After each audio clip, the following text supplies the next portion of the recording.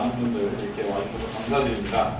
다음 주는 저희가 천호선 참여정부 청와대 대변인 분이랑 공공 커뮤니케이션 연구소의 김현선 소장 모시고 대담을 갖는 시간을 갖도록 하겠습니다. 다음 주만도 미리 계세요고요. 자, 그러면 오늘 진행자를 잠깐 제가 모시도록 하겠습니다. 네, 오늘 진행하실 분은요, 저희 희망정치 시민연합의 운영위원이시고 대전에서 평화의 마을 에스겔 파라클레라고 하는 지역 공동체 운동의 대표 분이십니다. 그래서 공동체, 마을 살리기, 그리고 평화운동, 소셜 네트워크에 대해서 상당히 많은 팔로워를 보유하고 계신 우리 박사민영 대표 박수로 모시겠습니다.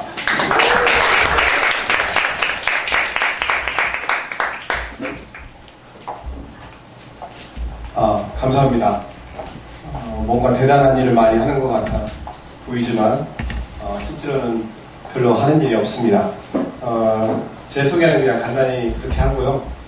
오늘 메인 스피커이신 우리 고재열 기자님을 소개해드리겠습니다.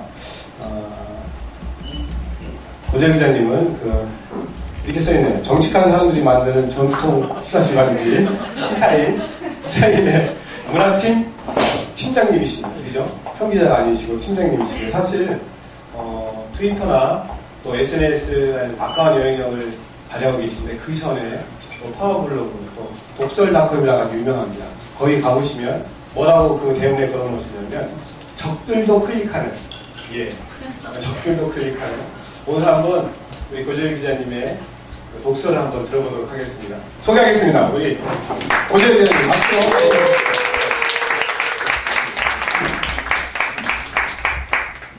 편안하게, 편안하게 좀 자기소개 좀 해주십시오. 25분. 네. 먼저, 언급하신 정직한 사람들이 만드는 전통 시사주간지에 대해서는 제가 앞으로 이렇게 쓰는 거에 대해서 저는 진짜 결사반대했습니다. 나중에 그 사람들이 우리가 정직하다면서 그래서 뜻을 잡는데 어떻게 이걸 감당하려고 그런 어마어마한 그런 후식을 지정하느냐. 그래서 우리 시대의 정직한 목격자인데 그런 비슷한 걸로 하려고 했어요. 근데 아시는 분들은 모르겠지만 PD수첩에서 쓰는 말입니다. 그래가지고 그게 이제 최종 후보에서 걔가 떨어지고 이게 됐는데, 그래서 저는 나중에 다른 데 가서 이렇게 설명할 때는 좀 안전장치를 넣어가지고 정직당한 사람들이 사업 때 정직을 꽤 많이 당했습니다. 그렇게 하면은 그래서 하루 10이 걸면 거기 이렇게 당자가 빠진 거다 라고 얘기를 하실 것 같고요. 그리고 요새는 이제 시사인에서 대세가 주진우 기자죠. 들어서자마자 주진우 기자 같이 안 왔냐고 이렇게 물으시는 분인데 이제 급이 달라졌습니다. 그게 이렇게 같이 올 수 있는 급이 아니에요. 예전에는 주진우 기자가 이렇게 그 기사 관련 내용이나 이런 것들에 대해서 저한테 좀 트위터에 좀 이것 좀 올려줘 하면서 이렇게 돌돌돌 쫓아라 했는데, 요새는 바뀌었습니다. 내가 낙검새 한번 얘기할까? 바뀌었고요. 지금 이상의 변화를 좀 비유적으로 설명을 드리자면, 제가 무한도전의 김태호라면 주진우 기자는 유재석입니다. 유재석. 몸값 차이나 이제 흥행력 차이나 이렇게 이제 바뀌었고요. 어쨌든 덕분에 좀 시사인이 반응을 하겠습니다. 그래서 오늘 한미팅에 가보니까 정기부도 신청이 너무 밀려가지고 아르바이트를 또 쓴다고 그러더라고요. 좀 어려웠습니다. 다 쳤습니다. 그래서 그런 거 덕분에 여기까지 왔고요. 그래서 오늘 주제에 관련해서는 저는 최근에 괴담이라는 테마로 먼저 얘기를 좀 해봤으면 싶습니다. 괴담. 이건 이제 지난 서울시장 보궐선거에서 SNS가 초위력을 발휘하자 대체적으로 양적으로 보면은 데이터에 의하면 선거 관련 트윗 양이 지난 4월 재보궐선거보다 또 10배 정도 늘었다고 해요. 그때도 상당히 영향을 끼쳤는데 10배 정도 늘었고 아마 이 추세라면 내년 총선에서는 더 늘 것이고 대선에서는 더 늘겠죠. 그래서 이렇게 하면 안 되겠다, 예방주사를 놔야겠다 생각을 했나 봐요. 그래가지고 이제 SNS, 스마트폰 이쪽을 이 괴담의 진원지다 라고 해서 이제 공세를 펼치다가 장재원 의원이 똑보를 쳤죠. 뭐 얼토당토 않는 법안을, 그러니까 스마트폰으로 SNS를 접속 안 되게 할 수 있는 법안을 상정하려다가 집중 포화를 맞고 깨갱. 그래서 저번 주에 이제 접었죠. 그냥 깨갱하고 말았는데 어쨌든 계속 그러나 이 괴담 프레임은 조여오고 있습니다. 조중동이나 그다음 또 검찰이랑 뭐 이렇게 쭉 현행법으로 얽을 수 있는 거는 검찰이나 경찰이 둘러보고 있고, 그다음에 조중동은 계속 그 프레임으로 괴담 프레임으로 가고 있는데, 제가 뭐 요새 그 뿌리 깊은 나무가 인기잖아요. 뿌리 깊은 나무식으로 표현하자면 괴담은 꽃일 뿐 뿌리가 될 수 없습니다. 그 괴담 중에 뭐 그들이 괴담이라고 부르는 여러 가지 중에 팩트가 아닌 경우도 있을 수 있습니다. 뭐 팩트가 아니지만 그래도 인간 어뢰만큼 허황되진 않죠. 그런데 이것에 대해서 중요한 것은 그게 사실이냐 아니냐보다 더 중요한 것은 사람들이 그것을 사실로 믿고 싶다. 그리고 그런 사실을 빨리 전하고 싶어 한다라는, 그게 훨씬 뿌리죠. 뿌리. 불신과 그 다음에 어떤 억압, 이것에 대해서 사람들이 힘을 발휘하려고 하는, 그게 이제 뿌리다 라고 할 수 있고요. 그 다음에 또 이 선거에 지니까 한나라당에서 매번 질 때마다 SNS 대책이 나옵니다. 뭐 저때 지금은 지방선거에 지금은 이제 새해 들어서 한나라당 SNS 정당으로 뭐 거듭나겠다는 말도 있고 온갖 것들이 이제 있었는데, 이번에는 SNS 명망가를 영입한다고 해가지고 내심 전화 기다렸습니다. 연락이 없더라고요. 연락이 안 와서 얼마 전에 토론회를 갔는데 한나라당 뭐 디지털위원장인가 이렇게 있어요. 왜 연락 안 하시냐고. 나름 그래도 여기서 잘 나가는데 미디어 몽고한테는 연락했다는데 내가 미디어 몽고한테도 밀리냐고 항의를 했는데, 최근에 보니까 그분들이 SNS 명망가를 누굴 영입했는지 알겠더라고요. 이제 어떤 사람이 저한테 이제 저를 공격하는 멘션을 올리면 여러 명이 갑자기 거의 한 10초 만에 한 대여섯 명의 미녀들이 그걸 리트윗을 해요. 연예인급의, 연예인이겠죠, 그 사진들은. 그걸 달고 온 그런 이제 계정들이 저를 이렇게 누구를 공격을 하더라고요. 결국 니네 수준이 이거였구나 라는 그런 생각을 했는데,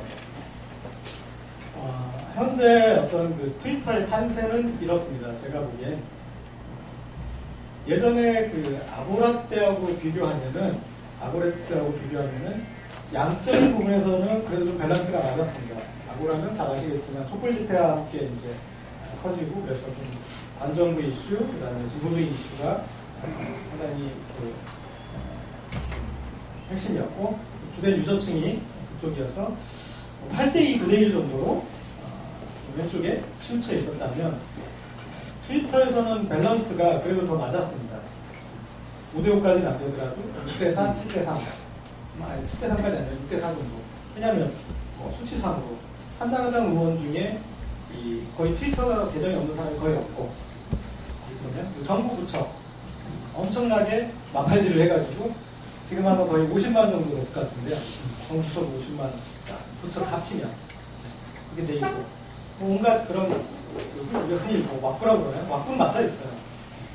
근데 여전히 트위터 안에서 이 이슈가 도는 걸 보면 여전히 8대2, 9대1이에요. 그죠? 볼 수가 없어. 내가 이쪽만 팔로잉해서 볼 수가 없는 게 아니라 순환율이 그래요. 그러니까 자본금은 서로 비슷한데, 그러니까 보수와 진보가 자본금은 서로 비슷한데 이 현금 흐름표가 완전 다른 거죠. 차이가 나는 거죠. 이게 돼 있고, 그럼 왜 이렇게 달라져 있느냐? 제가 보기엔 이쪽에서는 FC 바르셀로나급의 쇼페이스가 쩍쩍 달라지는 토탈 사커를 완전 현대축구를 하고 있고, 저쪽에서는 그냥 뻥 축구를 하고 있습니다. 뻥 차고 킥앤러시 달려가고 볼 못 잡으면 말고. 무슨 얘기냐면 이쪽은 척척척척 발이 잘 맞죠. 그래서 어떠한 생소한 이슈가 이렇게 던져지더라도 한나절 이렇게 몇몇 오피니언 리더들의 코멘트를 이렇게 따라가다 보면은 이걸 어떤 식으로 받아들여야겠구나 그걸 알 수가 있죠. 축구로 좀 다시 배우기하자면 조국 교수가 중원의 사령관 지네딘 지단처럼 미드필더를 팍 잡아주고, 진중원 교수가 루니처럼 매섭게 돌파해주고, 아니면 갑자기 김여진이 메시처럼 혼자 알아서 돌파해서 골 넣어주고, 가끔은 또 이렇게 백업에 이제 리베로들 혹은 수비수로 박경철 시골사나 아니면 선대인 이런 사람들이 데이터나 수치상으로 이론상으로 마음을 해주고 그렇게 하는 축구를 하고 있죠. 개인적으로 저는 이제 거기에서 제 역할을 산소탱크라고 생각을 하고 있습니다. 산소탱크. 그렇게 인정을 해줄지는 모르겠습니다. 어쨌든 그런 축구를 하고 있는데 저쪽에서는 그냥 뻥 내지르고 아니면 말고. 아니면 말고라는 얘기는 무슨 얘기냐면 그런 사람들이 이제 자기 주장을 이렇게 한마디 내비치면 엄청나게 내전으로 공격이 들어오겠죠. 근데 그걸 버텨낼 맷집이 없는 거예요. 자기가 뻥 하면은 와 할 줄 알았는데 우 하는 이게 훨씬 큰 거예요. 근데 그거에서 몇 번 주눅 들다가 여기 재미 못 보겠다. 근데 아쉬운 것도 없고 내 기사 다 줬는데 얘기하면 조중동 다 받아주고 미스케비스 SBS에 다 나오는데 내가 뭐가 아쉽다고 이렇게 되는 거죠. 그래서 여기에서는 이제 아니면 말고 그쪽이 된 거고 이쪽은 계속 토탈 사건하고 물론 이쪽에 좀 안 좋은 측면도 있습니다. 왜냐면 여기에 이제 한국 사회가 좀 많이 갈려 있다 보니까 이쪽에 이제 좀 의견 비슷하게 가지신 분들이 이렇게 사이킥 에너지를 덜 쓰시는 것 같아요. 무슨 얘기냐면 이쪽의 공간이 좀 집단 지성적인 면도 있지만 집단 무의식적인 면도 있습니다. 그러니까 내가 어떤 사건이 벌어지고 그리고 어떤 이제 주장들이 있는데 이 사건은 무엇이고 그걸 좀 파악을 해서 이 주장의 뭐 맹점과 그 논점 이런 게 있구나 살펴서 자기 생각을 정리하는 게 아니라 그러려면 좀 이렇게 사건도 파악을 해야 되고 그다음에 자기 판단도 거쳐야 되잖아요. 이게 좀 귀찮으신 것 같아요. 그래서 어떻게 하시냐면은 어떤 사건이 딱 터졌다. 터졌으면 트위터에 들어가지고 한두 시간 동안 서칭하는 거예요. 무슨 서칭이냐. 우리 편은 이거에 대해서 어떻게 생각하는지. 그래서 이제 쭉 그냥 간 보고 우리 편은 이거에 대해서 이렇게 받아들이는구나. 바로 내재화 시켜가지고 그냥 거기에 이제 또 행동으로 달려가는 거죠. 제일 그냥 빨리 행동을 하고 싶어요. 그래서 그 어떤 그 중간 과정이 좀 생략하는 그런 모습도 좀 아쉽지만 있긴 있는 것 같습니다. 어쨌든 그런 이제 그 과정에서 흔히 말하는 이제 괴담적인 부분에 있는 것이고 그런데 여기서 우리가 주목해야 될 것은 뭐냐면 두 가지입니다. 하나는 트위터는 오보의 확산 속도도 빠르지만 오보의 수정 속도도 빠릅니다. 그리고 수정도 강력하게 됩니다. 이게 중요합니다. 소스 상태의 정보가 그대로 흘려다니니까 오보가 확산될 수 있어요. 그렇지만 또 중요한 거는 그 오보와 관련된 당사자나 그리고 그 문제에 대해서 알고 있는 전문가가 바로 결합해서 SNS 상태에서 반론권을 행사할 수 있어요. 반론. 그 다음에 그 반론이 맞다. 그래서 잘못 알려주고 있는 거다. 그러면 사람들이 같이 잘 알려가지고 수정도 빨리 하고 또 강력하게 하는 겁니다. 언론의 역사는 오보의 역사였습니다. 그런데 그 오보가 SNS만큼 즉시 그리고 강력하게 고쳐지는 적은 이전까지 없었습니다. 신문방송에서 오보가 나왔을 때 바로 예! 하면서 고쳐주는 경우 드뭅니다. 언론 중재에 거치시거나 아니면 명예훼손 소송을 거쳐야 되는 경우도 있고, 그렇게 해서 몇 개월 동안 어기면 지면에 뭐 손바닥만하게 꼴랑 뉴스 하다가 끝날 때 무렵에 갑자기 푸른 자막이 되고 짜자자자자 이렇게 대충 읽고, 그 대목이 나면 사람들 채널 돌리죠. 그렇게 그런 그 오보 정정에서 즉시 강력하게 될 수 있다는 것은 미디어적으로 진화한 것이다 라고 말씀드릴 수 있고요. 두 번째는, 자, 그렇다면 언론은 뭐 하고 있는가? 자, 따져보자면 미네르바가 주목받고 그 다음에 미네르바의 말이 영향을 끼치게 된 경위에서는 언론이 결정적인 역할을 했습니다. 사람들이 미네르바 주식 예측이나 이런 거에 대해서 그거를 다 따라한 거는요, 신동아에서 미네르바 인터뷰를 내보내서 그거가 결정적인 내용을 했어요. 대부분의 사람은 미네르바 원텍스트를 안 봤습니다. 미네르바 원텍스트 그거 쭉 보신 분 혹시 계신가요, 여기? 잠깐 소감 어떠셨어요? 아니 그냥 보면은 욕이 많아요, 저거요.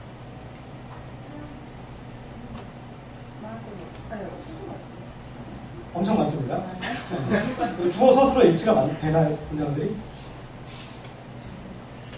네. 그러니까 그 원글을 읽어보면은 이렇게 하루에 막 10개씩, 15개씩 또 올려요. 그냥 거기다 막 그냥막 욕 쓰는 거예요. 그러니까 미네르바가 초기에 하루에 10,000명 정도의 아고라 클릭을 가졌던 가장 결정적인 계기는 이명박 욕을 많이 했는 거예요. 그 다음에 이제 꼴라주적인 지식이죠. 그러니까 여기저기서 데이터나 뭐 주장이나 이렇게 해가지고 꼴라주로 해서 이렇게 이제 풀어냈는데, 그러니까 제가 무시하는 건 아니고요. 그러니까 이제 패턴인데, 그리고 거기에 이제 어쨌든 그거에서 사람들이 영향을 받은 극소수였어요. 아고라에서. 전체로 따지자면 미디어에서 글 하나에 10,000명, 20,000명 보는 그 정도 블로거나 뭐 부직이 있으니까. 그런데 사람들이 원텍스트처럼 알려졌던 신동아에 정리된 그 내용, 그 내용은 다 사기죠. 미네르바 만난 적도 없었고, 신동아는 미네르바 사칭한 사람을 만난 거죠. 전혀 미네르바가 주장하지 않은 말을 신동아가 정리한 거고, 그 뒤에 모든 언론의 미네르바 예측은 그걸 기준으로 쓴 거예요. 미네르바가 틀린 게 아니라 가짜 미네르바가 틀린 거예요. 그걸 검증도 안 하는 언론이 그걸 이렇게 다 해서 미네르바 예측이라고 해가지고 그 난리를 떤 거고. 그러니까 어떤 이슈가 대중에게 영향을 주로 가는 그 사이에는 언론이 있습니다. 그때 그 언론이 잘하면 되는 거야. 그런데 그런 것을 못한 거였죠. 그리고 냉정하게 자, 트위터에서 서태지 이지아 사건이 터졌을 때 그때 트위터에서는 BBK 판결을 그때 시사인하고 BBK 검사들하고 뭐 어떤 소송이 있었는데 거기 시사인 무죄 판결. 그래서 시사인이 주장했던 기사가 맞았다. 그래서 BBK가 이제 이명박 대통령 거다라고 연결될 수 있는 그 고리에 그 판결을 적기 위해서 서태지 이지아 사건 터졌다라는 그 글이 엄청나게 이제 유포되었다라는 식으로 얘기하면서 읽어봐라 이런 식으로 매담이 유포된다라고 사례를 드는데 그때에 사람들이 RT를 더 많이 했던 그런 글들이 물론 있었습니다. 그런 글들은 그러나 한 20% 정도고요. 80%의 글은 뭐였냐면 서태지 이지아 사건에 이 BBK 판결이 묻히면 안 된다. 이런 글도 봐야 된다. 라는 그런 내용의 글이 80%였어요. RT 가장 많이 된 게. 80%의 글은 그런 식으로 그런 패턴으로 됐어요. 그리고 저희가 당사자 그러니까 이런 식으로 유도를 했고 그렇게 해서 그렇게 만들어낸 거예요. 이게 괴담인가요? 그런 식의 이제 이쪽에서는 그 괴담을 검증하지 않고 밖에 확산시켜놓고 그 책임을 이쪽이 전가하고 있는 거죠. 소셜 네트워크 첫 번째. 두 번째는 그 안에서 이미 괴담이 진압됐는데 그 내용에 대해서 무심한 거죠. 뭐 일본에 이 쓰나미가 나고 원전 저기 됐을 때 오후 4시에 뭐 그 구름 따라서 원전 방사능 온다라고 그 글이 SNS로 유포됐다고만 얘기하는데 유포된 것도 맞지만 더 중요한 거는 바로 진압이 됐어요.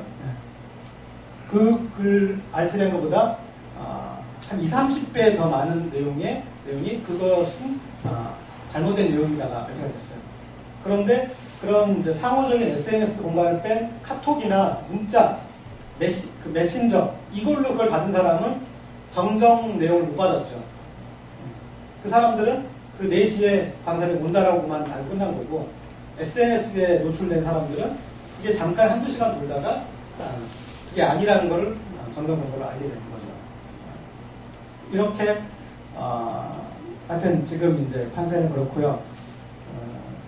이번 서울시장 선거에서는 역전 재역전이었죠. SNS를 통해서 안철수 신드롬이 일으켜지고 그 다음에 그것을 이어받은 이제 박원순 어떤 바람 선거가 초반에 진행되다가 그 바람이 약간 좀 꺼졌을 무렵에 이 주류 미디어를 활용한 나경원 후보 측의 네거티브 캠페인이 아주 효과를 발휘했고 한참 빠졌다가 다시 SNS가 나경원 의원 검증으로 다시 가서 재역전을 시킨 그래서 소셜미디어가 주류 미디어를 제압했던 그런 선거였는데 뭐 앞으로 이제 오늘 이제 같이 토크로 얘기를 하겠지만 그 총선과 대선에서는 판이 더 재밌어질 것 같습니다. 네, 감사합니다. 모두 발언하시면서 제가 질문한 내용들 대부분 다 달아주셔가지고 뭘 질문해야 될지 참 난감합니다. 감사합니다. 사실 계단 얘기가 많이 나오는데 제가 지지난주인가요? 볼리비아 물사태 제가 쓴 그게 아닌데 제가 제글처럼 바뀌어가지고 500번 이상 트윗을 했습니다. 그죠? 그 담당 외교통부 트윗이 저한테 잘못된 정보를 올렸다고 뭐라고 하더라고요. 제 트윗이 아닙니다. 그리고 볼리비아 물사태 관련된 수정 트윗이 있고 그 부분이 BIT를 통한 ISD 조항이 걸린 제소된 사건이 맞습니다. 그런데 그걸 조선일보 받아가지고 괴담 기사로 제대로 올라왔더라고요. 여기 증거가 계시네요. 저도 상당히 많이 하는 편이라 그런 경우가 되게 많습니다. 괴담이 아닙니다. 여기 잠깐 확인을 좀 할 사항이 있는데요. 여기서 트위터를 하시는 분 한번 손을 들어 봐주시나요? 트위터를 하시는 분이 절반쯤 되십니다. 그러면 아마 절반쯤 인원은 지금 우리 고재 기자님이 하신 말씀이 조금은 이해가 안 될 수도 있었을 것 같아요. 왜냐하면 이제 실제 그 안에 들어와서 그 움직임들 보고 이렇게 이해하고 있어야만, 체험하고 있어야만 아마 그것의 여행력이라는 걸 많이 깨닫게 되실 건데, 사실 우리 고재 기자님은 그 낙검수 이전에는요 거의 독보적인 존재였어요. 사실 진짜예요. 예, 네, 낙검수는 요즘에 뜬 거예요. 주진이 요즘 뜬 겁니다. 그 전에는 거의 예, 4월도 떴죠, 그죠? 그 전에는 거의 독보적인 존재로 급이 달랐어요. 예, 그 전에 급이 달랐습니다, 진짜. 근데 좀 아까 저기 안에서 말씀하시는데 역전됐다고 하소연하시는데 안 그렇습니다, 제가 보기에. 예, 안 그렇고요. 벌써 말씀하셨지만은 지금 팔로워가 13만 명이 넘으십니다. 그 개인 미디어 부분에서 1위시고요. 주진우 기자는 못 따라갑니다. 그 관계들이시고 또 엊그저께 시사저널에 나온 그 트위터를 통해서 대한민국을 움직이는 100인 안에 수직권의 위에 계십니다. 시사저널 기사를 인용한 거는 좀 기분이 죄송합니다. 하여튼 찾아보니까 난 있어가지고 저도 그 안에 들어있습니다. 그래서 자랑을 좀 하려고 제가 질문을 드리고 싶은 게요. 이미 말씀을 하셨지만은 간략하게 본인이 생각하시기에 SNS의 수익과 엮이는 그리고 또 강의를 많이 다닌다고 알고 있습니다. 트위터를 잘하는 법 지금 안 하시는 분도 계신데 50% 이상이 이렇게 하면 트위터 아주 잘한다. 한번 간략하게 말씀해 주세요. 네. 뭐 엮이는 요새 조중동에 좀 자세히 나오고 있으니까 그쪽 보시고 저는 이제 숨기는 쪽으로 얘기를 하겠습니다. 제가 보는 SNS는 이제 어떤 면에서 의미가 있는 두 가지인데요. 하나는 이 뉴스의 유통 채널이라는 점입니다. 유통. 무슨 얘기냐면 우리가 그 SNS가 이제 등장하기 전에는 제일 주목했던 게 블로그였잖아요. 1인 미디어, 대한 미디어. 그래서 주류 미디어의 대항마가 될 것이다 해가지고 파워블로거들한테 엄청난 스포트라이트를 쫙 비치다가 SNS가 등장한 다음부터는 언제 그랬냐는 듯이 돌아섰죠. 네. 한 2년 전까지만 해도 계속 블로거 했습니다. 근데 요새 블로그 뭐나요? 네. 공동구매 쪽이 하고 이제 문제의 아들이죠. 네. 근데 불과 2년 전까지만 블로그 얘기를 했어요. 블로그하고 트위터 가장 큰 차이는 뭐냐? 블로그가 만들어낸 프레임은 뉴스 생산의 민주화 프레임입니다. 기존의 언론사 노조가 독점하던 금난 정권처럼 독점하던 그것을 블로그라는 플랫폼을 통해서 누구나 이제 뉴스와 이슈를 만들어낼 수 있는 체계가 형성됐죠. 그래서 블로그들도 다음뷰나 네이버기나 이런 그 플랫폼을 활용해서 이제 얼마든지 퍼뜨려질 수 있는 그런 그 뉴스 생산의 민주화. 블로그 전에 이 2000년대에 등장한 오마이뉴스 플랫폼도 이제 그런 건 있긴 했죠. 시민기자재가 등록을 해서 이렇게 생산의 민주화에 기여를 하겠지만 그거는 약간 좀 매니악한 행위였고 그리고 약간은 어쩔 수 없이 주류 미디어하고 경쟁을 하다 보니까 오마이뉴스에서 이제 강력한 어떤 에디팅, 게이트키핑을 한 거고 그런 모형에서 성장을 해가지고 블로그 모형, 뉴스 생산, 이슈의 생산의 민주화 모형이 이제 구현된 거고요. 그거에 비해서 트위터, 페이스북 이런 소셜 미디어는 유통입니다. 유통 제일 주목할 것은 140자를 요약 정리하는 것들 하든 아니면 링크를 하든 어떻게 하든 그 정보가 자체가 유통되는 거예요. 그 유통이 되는 플랫폼입니다. 그런데 뭐가 중요하냐면 모든 파워는 생산이 아니라 유통에서 나오는 겁니다. 특히 이런 독점 시장이 아니라 과점 시장이 아니라 완전 경쟁 시장에서의 어떤 파워는 유통에서 나오는데 그 파워를 가지는 거예요. 그래서 슈퍼스타 K2, K3 방식의 이슈가 생겨나는 거죠. 허각이 우승하기. 3는 누가 우승했죠? 울랄라 세션이 우승하는 게 그게 CJ 사장이 엠넷 사장이 울랄라 세션 하는 게 얘네가 스토리도 이렇게 괜찮겠네. 얘네는 우승시켜. 혹은 SM 이수만 회장이 내가 키워볼게 걔네들. 걔네들 우승시켜. 해서 우승한 게 아니라 전 국민이 뻔질나게 문자 투표하고 ARS 돌려가지고 그렇게 해서 우승을 했잖아요. 그 방식이 이슈에도 적용되는 거죠. 여전히 대한민국의 조중동 일면에 MBC, KBS, SBS 헤드라인에 그리고 포털 다음 네이버 메인에 나오는 게 대한민국 이슈겠지만 그런 곳에서 모두 무시한다고 해도 SNS에서 보다 많은 사람들이 보다 많이 RT한 그 글 역시 이슈가 될 수 있다. 흔히 말하는 이슈의 패자부 발전이 일어날 수 있다. 그런 면에서 이제 어떤 중요한 하나의 어떤 카드가 된 거죠. 첫 번째.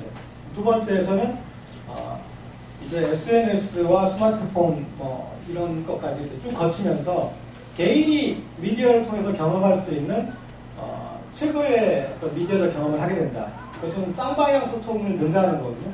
그러니까 우리가 예전에 좋은 소통과 나쁜 소통을 얘기할 때 어떻게 나눴습니까?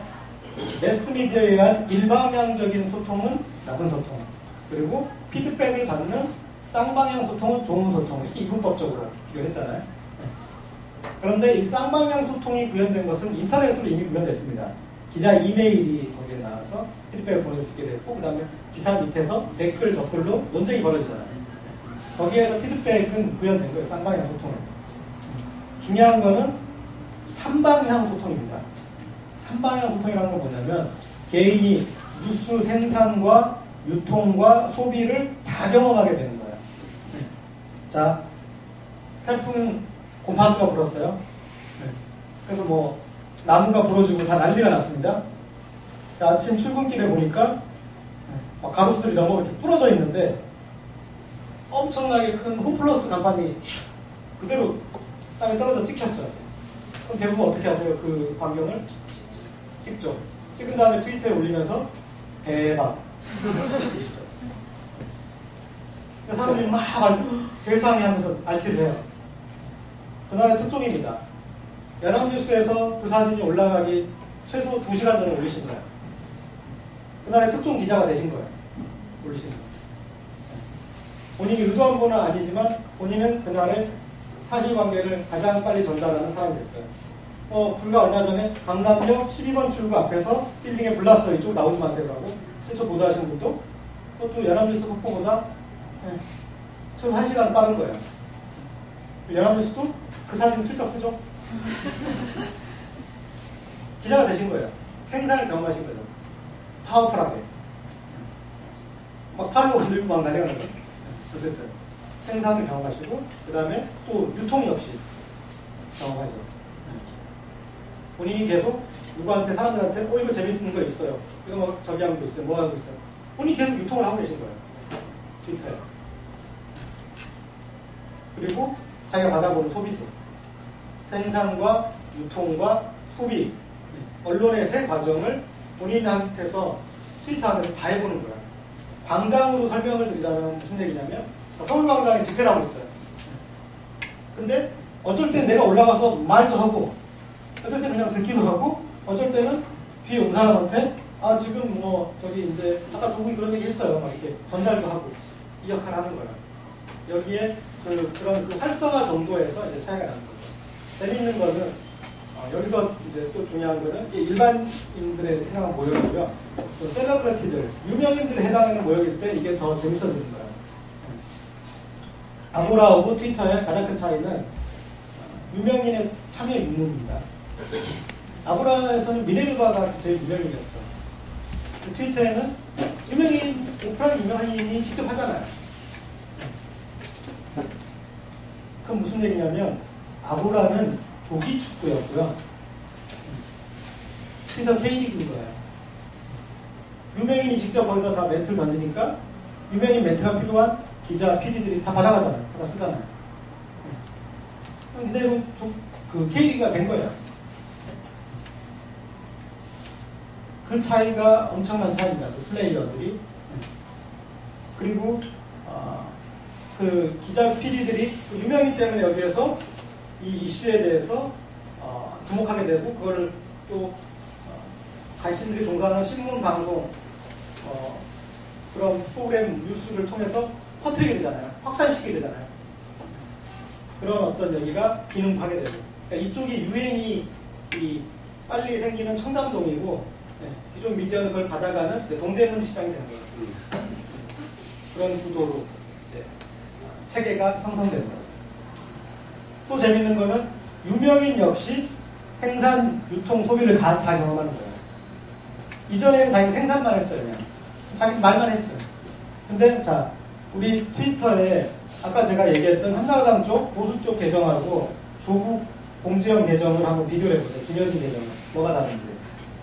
한나라당 유명 정치인 계정이나 보수 유명 계정은 들어가보시면 타임라인이 아주 깔끔합니다. 지 말만 해요. 트위터를 생산으로만 쓰고 있어요. 그런데 조국이나 이 김여진이나 공지영 계정 들어가보십시오. 무지하게 지저분합니다. 왜? 유통도 하고 있으니까. 다른 사람 내용까지 전달하고 있어요. 어느 쪽이 힘이 셀까요? 아까 제가 뻥축구라고 그랬죠? 집안들만 다 해요. 아니면 말고 집안들만. 여기는 그냥 한 바퀴 돌고 마는 거죠. 여기에서는 조국이 한 거를 공지영이 다시 한테 하고 공지영이 한 거를 다시 김여진이한테 하고 이런 식으로 몇 개의 사이클이 돌아가면 10배, 100배로 이쪽 빵빵해지는 거죠. 유명인이 10번 했다는 얘기는 타임라인에 그 유명인 팔로잉을 하면 10번 등장한다는 얘기잖아요. 강조, 반복이 된다는 얘기잖아요. 그렇게 해서 여기는 이슈가 강력하게 확산되는 반면에 저쪽은 그거 알바 몇 명이 알테하죠. 같이 알바 써요. 이모의 풀피. 이모의 풀피 객대 애들이 그렇게 하는 거하고 승부가 되겠습니까? 이런 구조. 어쨌든 중요한 거는 뉴스의 패자 발전, 이슈의 패자 발전이 일어나는 공간이라는 거. 그래서 그 부분이 기존의 주류 미디어에서 다루지 못하고 뭐 하지 못한 그 부분을 정리해준다. 그리고 또 하나는 이 스마트한 생산과 유통이 스마트한 소비를 이끌어줘서 낙곰수나 그런 쪽에 뭔가 구석에 있을 의미 있는 콘텐츠를 유통할 수 있는 플랫폼이 된 거잖아요. 이렇게 해서 낙곰수도 낙곰수 제2 낙곰수, 제3의 낙곰수도 여기에서 이런 이 유통망을 통해서 파워풀하게 기존의 그런 그 주류 미디어의 유통망 없이도 활용할 수 있다는 거. 그게 아주 중요한 점인 것 같습니다. 네, 아유, 감사합니다.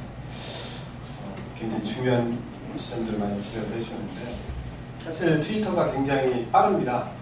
대부분의 현재 나오고 있는 속보들은 트위터 안에 들어가고 있으면 다른 데보다 훨씬 더 빨리 나옵니다.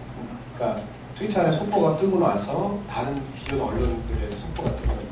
그러니까 뭔 말인지 아시겠죠? 그게 필요한 분들, 정보가 필요한 분들은 안 할 수가 없는 상황이고요. 그리고 한번 트위터 안에서 사회적 의제 혹은 이슈 파이팅이 일어나면 지금 사용자가 한 400만에서 500만 넘어가고 있는데 30분 안에 다 도착을 한다는 거예요. 그러니까 어떤 이슈든지 간에 그것이 주요 이슈가 딱 선정이 되잖아요. 제가 보면 하루에 3-4개씩 선정이 되는데 그러면 그게 뜨거워질수록 빠르게 30분이면 다 그러니까 30분 안에 역전 현상이 일어나는 겁니다. 사실 서울 재보선 트위터가 상당히 중요한 역할을 했어요. 계속 이제 출구조사하고 좀 그 이야기가 들어옵니다. 그쪽에 있는 분들은. 근데 들리는 이야기가 점심때까지, 오후까지는 밀린다고 했어요. 그리고 마지막 한두 시간을 놓고 그 이야기를 듣고 이제 굉장히 가열차게 리트윗이 일어났고 그때 이제 넥타이 하이힐 부대가 총출동을 했습니다. 한 상황이 바뀌었는데 굉장한 역할을 하는 거죠. 이번 옆에서 그걸 지켜보셨잖아요. 그러니까 가진 느낌하고 앞으로 이런 총선 대선에서 트위터가 해야 할 역할이나 혹은 어떤 영향을 미칠 것인지 한번 예상을 좀 해주시죠. 예. 아까도 얘기했지만 어디가 청담동이냐가 중요합니다. 누가 선빵을 날리느냐가 상당히 중요합니다. 그러니까 미디어에서 전달되는 팩트는 의견을 내포합니다. 팩트가 의견을 내포해요. 팩트가 그냥 의견인 거예요. 무슨 얘기냐면 집회를 합니다. 집회를 하는데 거기 와 있는 경찰이나 학생들, 기자들은 합쳐서 꼴랑 한 1000명이라고 합니다. 이를테면 그러니까 그 상황을 냉정하게 지켜본 사람들은 1000명 정도밖에 없어요. 컨텍스트적으로 그 상황을 이해하는 사람들. 그런데 밖으로 전달되는 과정이 거기에 누군가 트위터로 경찰들이 딱 지나가는 순간, 달라드는 순간, 그 순간을 포착해서 찍었어요. 그래서 올려서 지금 경찰들이 쭈루 패고 있어요. 난리 났어요. 올리면 사람들은 그 사진을 보면서 과잉 진압이라는 그래서 경찰이 왜 시민들 이렇게까지 하는 거야 라는 의견을 자연스럽게 가지게 됩니다. 그 반대의 경우라면 또 시위대가 몰려드는 그런 사진이라면 사람들은 또 그 반대의 생각을 바로 가지게 되겠죠. 그래서 어느 쪽 팩트가 먼저 도달하느냐가 중요합니다. 최근에 MB의 내곡동 사저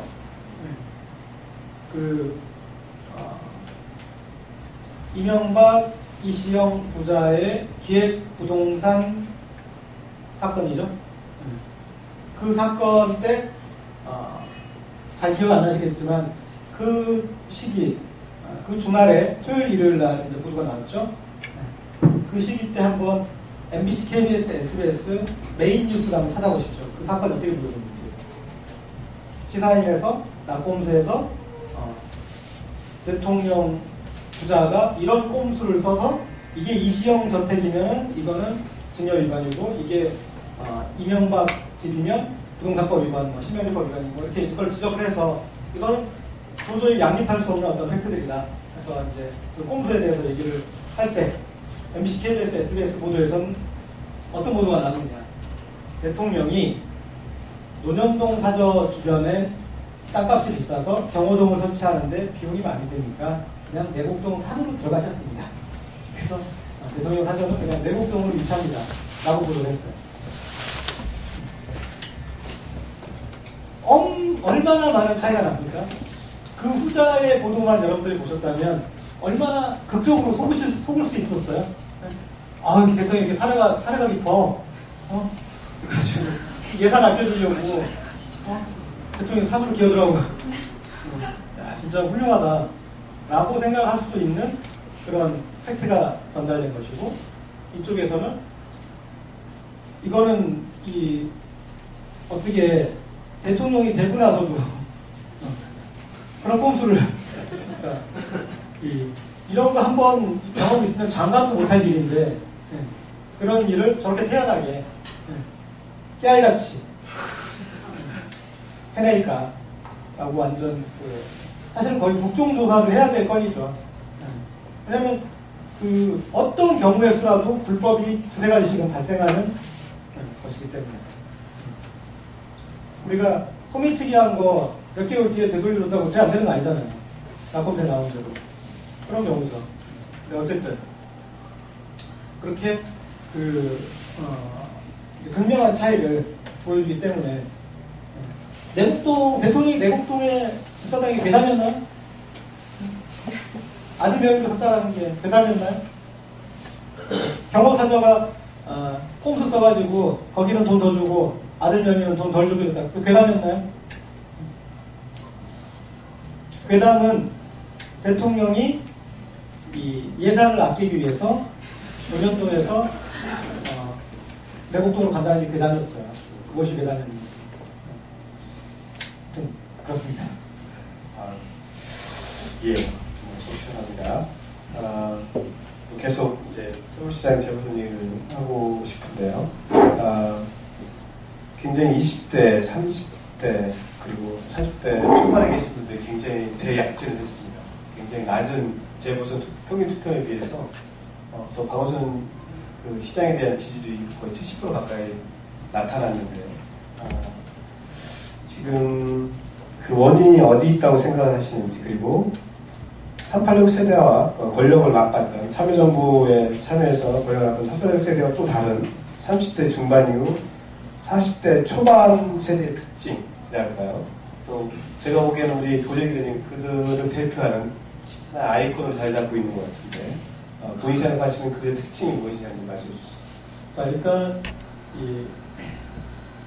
지난 지방선거에서부터 그 다음에 재보궐선거, 그리고 이번에 서울시장 선거까지 우리가 제일 주목해야 되는 것은 어느 쪽이 이기고 어느 쪽이 지구보다 훨씬 더 중요한 것은 기존에 선거를 안 하던 관심이 없던 사람들이 선거에 참여한다는 게 훨씬 중요합니다. 정치 무관심층이 정치 유관심층이 된다는 게 그쪽이 누구를 뽑든 앞으로 이쪽을 뽑든 아주 다른 쪽을 뽑을 수도 있죠. 근데 훨씬 중요한 거는 그들이 참여를 하게 됐다라는 거. 엄청나게 중요한 사실이죠. 그리고 점점 그 추이가 있기 때문에 다음 선거를 준비하는 사람들은 이제 20대를 맛보지 못합니다. 예전에 그냥 20대에 대한 거는 수사학이었어요. 왜? 어차피 선거도 안 하게 되는데. 자사꾼이 내 물건 살 능력도 없는 사람한테 마케팅 하나요? 안 합니다. 주인이 딱 봐서 이거 하지도 못할 사람인데 뭐 친절 베푸나 안 베풉니다. 그런데 그거에 이 SNS를 통해서 관심을 가지게 되면서 그들이 행동하고 있다는 것. 그게 이쪽이든 저쪽이든 맞고 틀리든 중요한 게 아니라 관심을 가져서 행동하겠다는 것. 그게 이제 제일 중요한 것 같고요. 그 다음에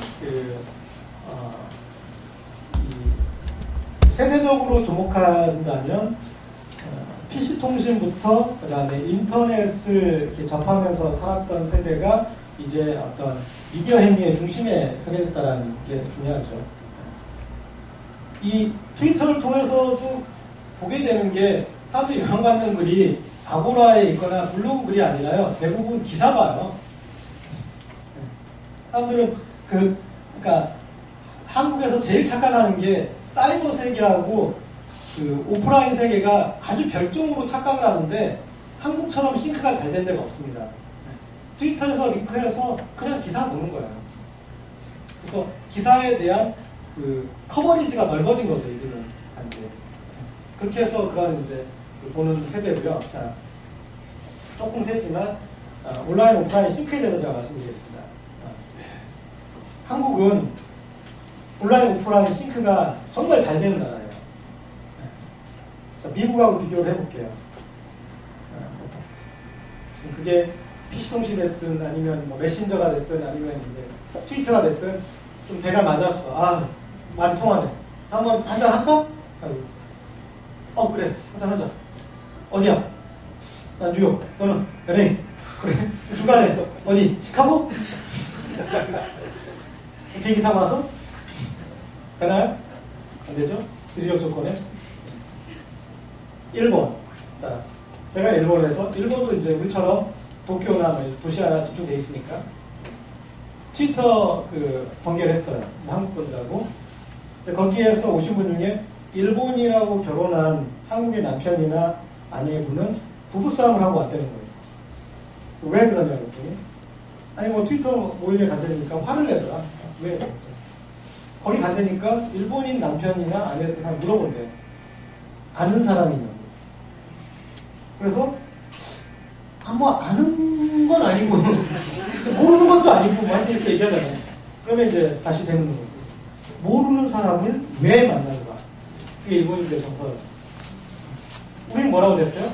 모르니까, 궁금하니까, 누군지 보려고 한다. 얘기할 거야. 그게 우리고. 그렇게 해서 좀 끼꾸머리가 되고 어떤 이제 온라인이 그렇게 되는 그거와 다르게 우리는 수도권의 인구의 60%가 밀집돼 있고 젊은 층으로 가면은 뭐 65%, 거기에 인터넷을 하면은 뭐 70%. 거기서 좀 더 스마트폰까지 가면 80%, 90% 가잖아요. 80%. 어떤 수치든 이렇게 그렇게 이제 가장 첨단으로 가면 80%, 90%가 집중되어 있는 공간이 수도권인 거예요. 만날 수도 있고, 오프가 되고.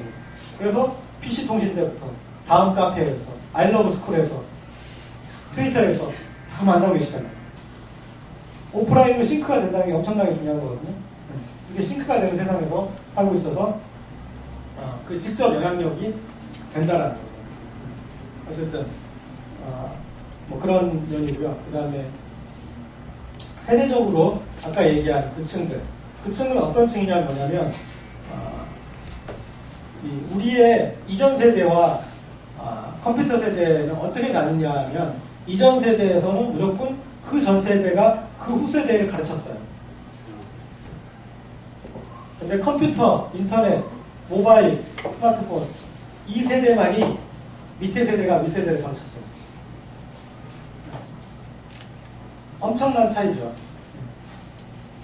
그런 그 역전이 일어났던 경험이 한 번 역전이 아니라 계속 역전되죠. 왜냐하면 따라가면 저기가 있고 블로그 좀 따라해보니까 스마트폰 가 있고 스마트폰에서 또 따라가 보니까 또 뭐 가 있고 그게 가 있잖아요. 그래서 위에 세대는 끝없이 밑에 세대 배우는 세대예요. 그 배웠던 윗세대는 그러니까 한 45세 이상의 세대는 이 아래에서 영양제 생산이 되게 힘들어요. 배워가는 세대입니다. 가르치는 사람들 안에서 영향력이 생기고 최소한 이제 군대에서 대학에서부터 레포트를 손으로 쓰지 않고 컴퓨터로 내기 시작한 세대부터 이제 거기에 주축 세력들이 형성되는 거죠. 그리고 더 재밌는 거는 뭐냐면 한국의 특수한 SNS 환경, 다른 나라와 다른 상황. 무슨 얘기냐? 토종 전 세계 가장 빨리 이 SNS에 신화를 이뤘던 거는 미니홈피입니다. 그게 원형이에요. 그런데 그 미니홈피를 한국에서 이렇게 보편화되어 있었기 때문에 트위터, 페이스북이 들어올 때 20대에서 30대 초반 미니홈피 여성층을 겨냥했죠. 거기랑 그 다음에 또 미투데이 10대들 거기는 못 치고 들어온 거예요. 왜냐하면 소셜 네트워크 서비스이기 때문에 같은 계층 안에서 더 보편화되는 거죠. 그래서 20대, 30대 초반을 못 잡았고 여성만 겨냥했는데 별책 끌고 따라갔잖아요. 남자들 꼬셔보려고 따라갔고, 그 다음에 10대 미투데이 잡았는데, 그러면 30, 40대가 자, 소셜 네트워크 서비스 들어왔어요. 미투데이 갔어. 애들하고 이제 커뮤니케이션 해보려고 그래요. 애들한테 니네 뭔 얘기니까 미드가 뭔 얘기, 미국 드라마. 아, 미국 드라마. 내가 한 미국 드라마 하지. 나도 그러면 내가 맥가이버랑 소머즈랑 애들이 뭐라고 그래요? 한자로? 헐. 주자로 쩐다. 이렇게 했는데 트위터에 맥가이버 딱 얘기를 했더니 예, 오래간만에 들어보네요. 주연 리처드 딘 앤더슨. 이거 이제 주제가 딱딱딱 뭐 이렇게 해서 나오고 이렇게 얘기가 되면은 어디를 하겠어요? 이렇게 하죠. 그래서 30, 40대가 주축이 된 데가 튕겨져 나와서 우리가 이 끝나고 자 디프리 가자 해서 갔어요. 근데 홍대 힙합바야 요 하고 그러는데 네, 그럼 어떻게 하실까요? 반응이 뭐 여기서 한번 라이브 한번 타볼까요? 하면서 이렇게 하실 선생님이 있을 수도 있지만 대부분 그러죠. 여기 너무 시끄럽다. 우리 중앙대 가자. 라고 해서 찾아간 소주방이나 호프집이 바로 트위터 페이스북인 거예요. 그래서 여기 와서 30, 40대가 자리 잡았어요. 그래서 10대, 20대 인터넷 문화와는 다른 30, 40대 문화가 형성된 거예요. 무슨 얘기냐면 10대, 20대 기존의 인터넷 문화의 그 룰은 10대, 20대가 정한 거예요. 다들. 30, 40대는 나중에 따라가요. 다음 카페 10대, 20대 다 빠져나올 때 30, 40대가 야 이런 데서 우리 개 모임 이거 대박이다 대박 그런 거 10대, 20대는 다 갔죠. 다 빠져나갔죠. 그러니까 뒷북 치는 거잖아요. 그렇게 갔는데 여기만 10대, 20대가 주류가 아니라 물론 지금 이제 수치상으로 하면 20대가 되게 많이 나와요. 그렇지만 여기만 해보신 분은 아시겠지만 트위터의 컨센서스는 30, 40대예요. 그래서 여기에서 10대, 20대가 다른 그러니까 인터넷 문화가 형성된 거예요.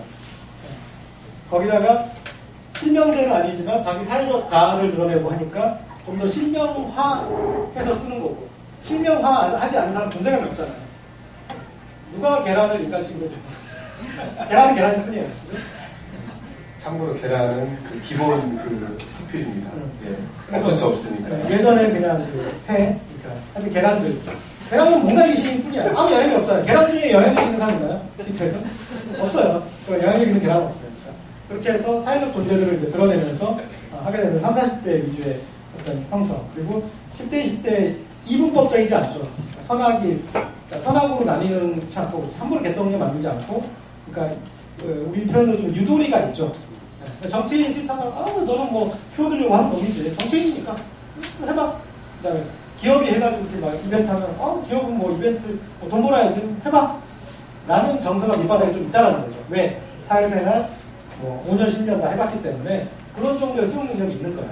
그래서 다른 쪽에서 좀 이렇게 거칠게 막 이렇게 문화가 형성된 거 같은 게 여기 또 오프라인 문화들이 이제 싱크돼가지고 이렇게 나타났고 그리고 아까 얘기했지만 중요한 것은 이미 다 그러니까 이렇게 유력한 플레이도 여기다 있고 그 다음에 여기를 통해서 미디어로 영향을 받아가는데 이 가장 청담동이 왜 유행이 퍼집니까? 거기에 많은 디자이너들이 거기 있고 거기다 그걸 디자이너 것들을 입으면서 이렇게 뭐 펼치는 모델과 연예인들이 있고 그 다음에 그거에 대해서 보도하는 매체들이 거기 집중되어 있으니까 거기가 유행이 일본적이 된 거잖아요. 그런데 트위터에 그렇게 하는 오피니언 리더들 그걸 보도하는 언론들 그 다음에 거기서 뭐 더 떠드는 뭐 빅마우스들 이게 다 있으니까 여기 이슈 청담동인 거예요. 근데 그 청담동에 이 이제 진보 개혁 세력이 줄을 다 잡은 거죠. 조중동은 여기가 너무 광야한 거예요. 아까 얘기했지만 맷집이 부족해요. 여기 제일 중요한 거는 펀치보다 맷집이 중요한 데거든요. 그들이 왜 접었을지는 뻔한 거예요. 잡고가는데 여기서 했더니 마구 그냥 날라오는데 그걸 맞으면서 매일 장사 없는 거예요. 얼마나 기분이 나빠요. 저도 이제 처음에는 이렇게 다 뭐 욕해 이러면서 하다가 어느 날 이제 막 상쾌하게 막 한강에 가가지고 이제 산책하면서 트위터에 뭐 멘션한다 그냥 못 가요. 뭐 이렇게 그래서 그때부터 이제 블로그 누게 되더라고요. 어쨌든 근데 매일 장사 없고 이제 그런 거에 이렇게 하다 보니까 적극적으로 못 키우죠. 왜냐하면 아쉬운 게 없으니까. 저쪽에 그러니까 먹고 살만 하니까 텃밭을 별로 안 바꾸는 거예요. 우리는 저쪽 이 진보 이쪽 협동농장이 너무 열악해. 그래서 나눠준 배급이 열심히 텃밭을 바꾸는 거고 이 텃밭이 없으면 생존이 안 된다. 해서 바꾸는 거고, 뭐 그런 차이인 거죠. 예, 아유, 감사합니다. 이번엔 좀 주제를 좀 바꿔서, 대한민국을 아주 뜨겁게 달구고 있는 낙곰수 현상에 대해서 좀 여쭤보고 싶은데요. 지금 그 낙곰수 사인방하고 굉장히 가까운 사이라고 알고 있습니다. 특히 우리 시사연의 주진혁 기자하고 매니저급이라고 하는 이야기가 있던데, 예, 묻고 싶은 건요. 매니저로서 그 문화부 팀장님이 주진혁 기자는 사회부 아닙니까? 네. 예, 사회부 주진혁 기자의 매니저가 된 사연하고 그다음에 내비 목소리 섭외가 들어왔는지 몇 분 올리셨죠? 트윗에 한번 얘기해 주시죠. 저 저번 주에 그 제주올레 행사를 저는 취재해 갔었는데 저번 주에 주진우 기자는 휴가였거든요. 네, 원래 놀러를 왔어요. 네, 놀러를 간다니까 주진우 기자 팬클럽들도 내려왔어요. 그래가지고 그 팬클럽이 계속 저를 괴롭히는 거예요. 주진우 기자 지금 어딨냐. 그래서 같이 있을 땐 제가 뭐 여기 있다라고 얘기할 수 있죠. 그렇지만 같이 안 있을 경우 많잖아요. 저는 취재하는 동선에 가고 주진우 기자 놀러 왔으니까 노는 동선으로 가는 거잖아요. 겹칠 때는 좀 안 겹칠 때도 있는 거죠. 계속 이제 모른다 몇 번 했어요. 그랬더니 이제 한참 지나더니 그럼 고정희 기자는 어딨냐. 그래서 이건 꽁 대신 낙이냐. 제주도 내려왔고 주진우 기자는 어딘지 모르겠고 나라도 만나고 해야 되니까 뭐 그런 거냐. 그 적인데 어쨌든 낙곰수에 대해서는 저는 이제 그렇게 봅니다. 아까 제가 제 프레임에서 유통망이라고 했잖아요. 그래서 이 과실은 뭔가 숨어 있는 잘 부각된 이전의 플랫폼으로는 잘 부각되지 않은 그 어떤 것이 효과를 볼 것이라 생각을 했어요. 낙곰수 같은 것이 나올 것이라고 저는 말씀을 드렸어요. 뭔가 누군가 이 플랫폼을 이 시스템으로 과실을 따먹을 그 뭔가가 나타날 것이다. 사람들이 발견해주고 전달해주니까 얼마나 쉬워요. 낙곰수가 뭐 이거 알트해주세요 구걸합니까? 아니면 알트해주세요 뿌잉뿌잉 안 하잖아요. 그냥 뭐 그 다음에 독자, 청취자들 요구를 다 개무시하죠. 청취자 뭐 이런 요구가 있습니다. 뭐 두 번에 싫어. 머리도 싫어. 우리 한 번 하고 말도 하고 듣기 싫으면 말아. 그렇게 가는데 다 해주잖아요.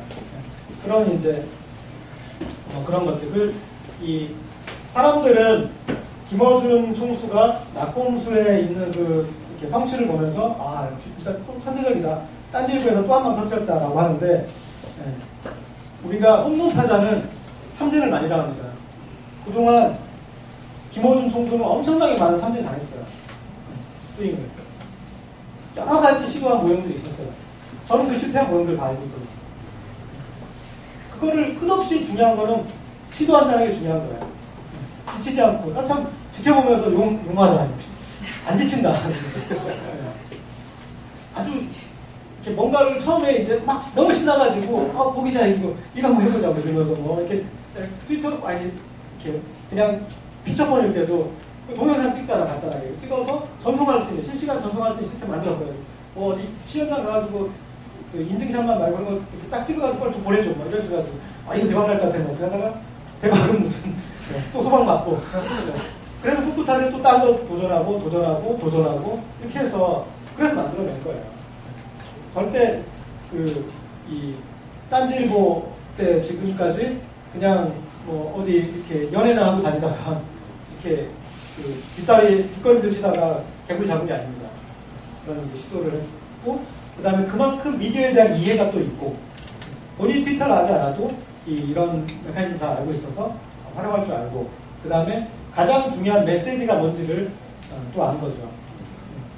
왜냐면 우리는 흔히 달을 가리키는데 달을 안 보고 손가락만 본다라고 탓을 하지만 낙곰수는 달도 보면 좋고 안 보면 손가락 봐. 손가락 보란 얘기예요. 왜냐하면 낙곰수에서 얘기하는 테마들이 있어요. 그 테마들. 그 이슈의 내용을 다 이해하고 보는 것도 중요하지만 그보다 더 중요한 거는 태도다. 그런 거 마음대로 얘기하고 그 다음에 뭐 해도 뭐 이렇게 멀쩡하잖아. 나봐. 하면 다 하고 활용 다 하고 했는데 멀쩡하잖아. 이게 더 중요한 거예요. 태도가. 이 욕의 내용도 중요하지만 그거보다 더 중요한 건 욕을 하고 있다는 게 더 중요한 거예요. 그거를 얘기하고 있다는 게 그걸 보여주는 거죠. 거기서부터 저는 그게 중요한 어떤 심리전이었다고 생각하고 자 삼성이 이 삼성과 관련해서 문제를 제기한 사람들은 모든 수단을 다 동원해서 제재를 합니다. 근데 삼성에 대해서 가장 많이 깐 사람은 삼성이 소송을 안 했어요. 김영철 변호사. 삼성에 대해서 온갖 명예훼손, 뭐 업무방해, 온갖 걸 수 있는 거 다 젖어 있어요. 삼성이 가만히 있어요. 그냥 투명인간 취급을 해요. 그밖에 방법이 없으니까. 건드리면 가장 큰 고발자가 되는 걸로 인해서 그 고발로 인해서 돌아오는 이 온갖 후폭풍의 면접을 얻은 거죠.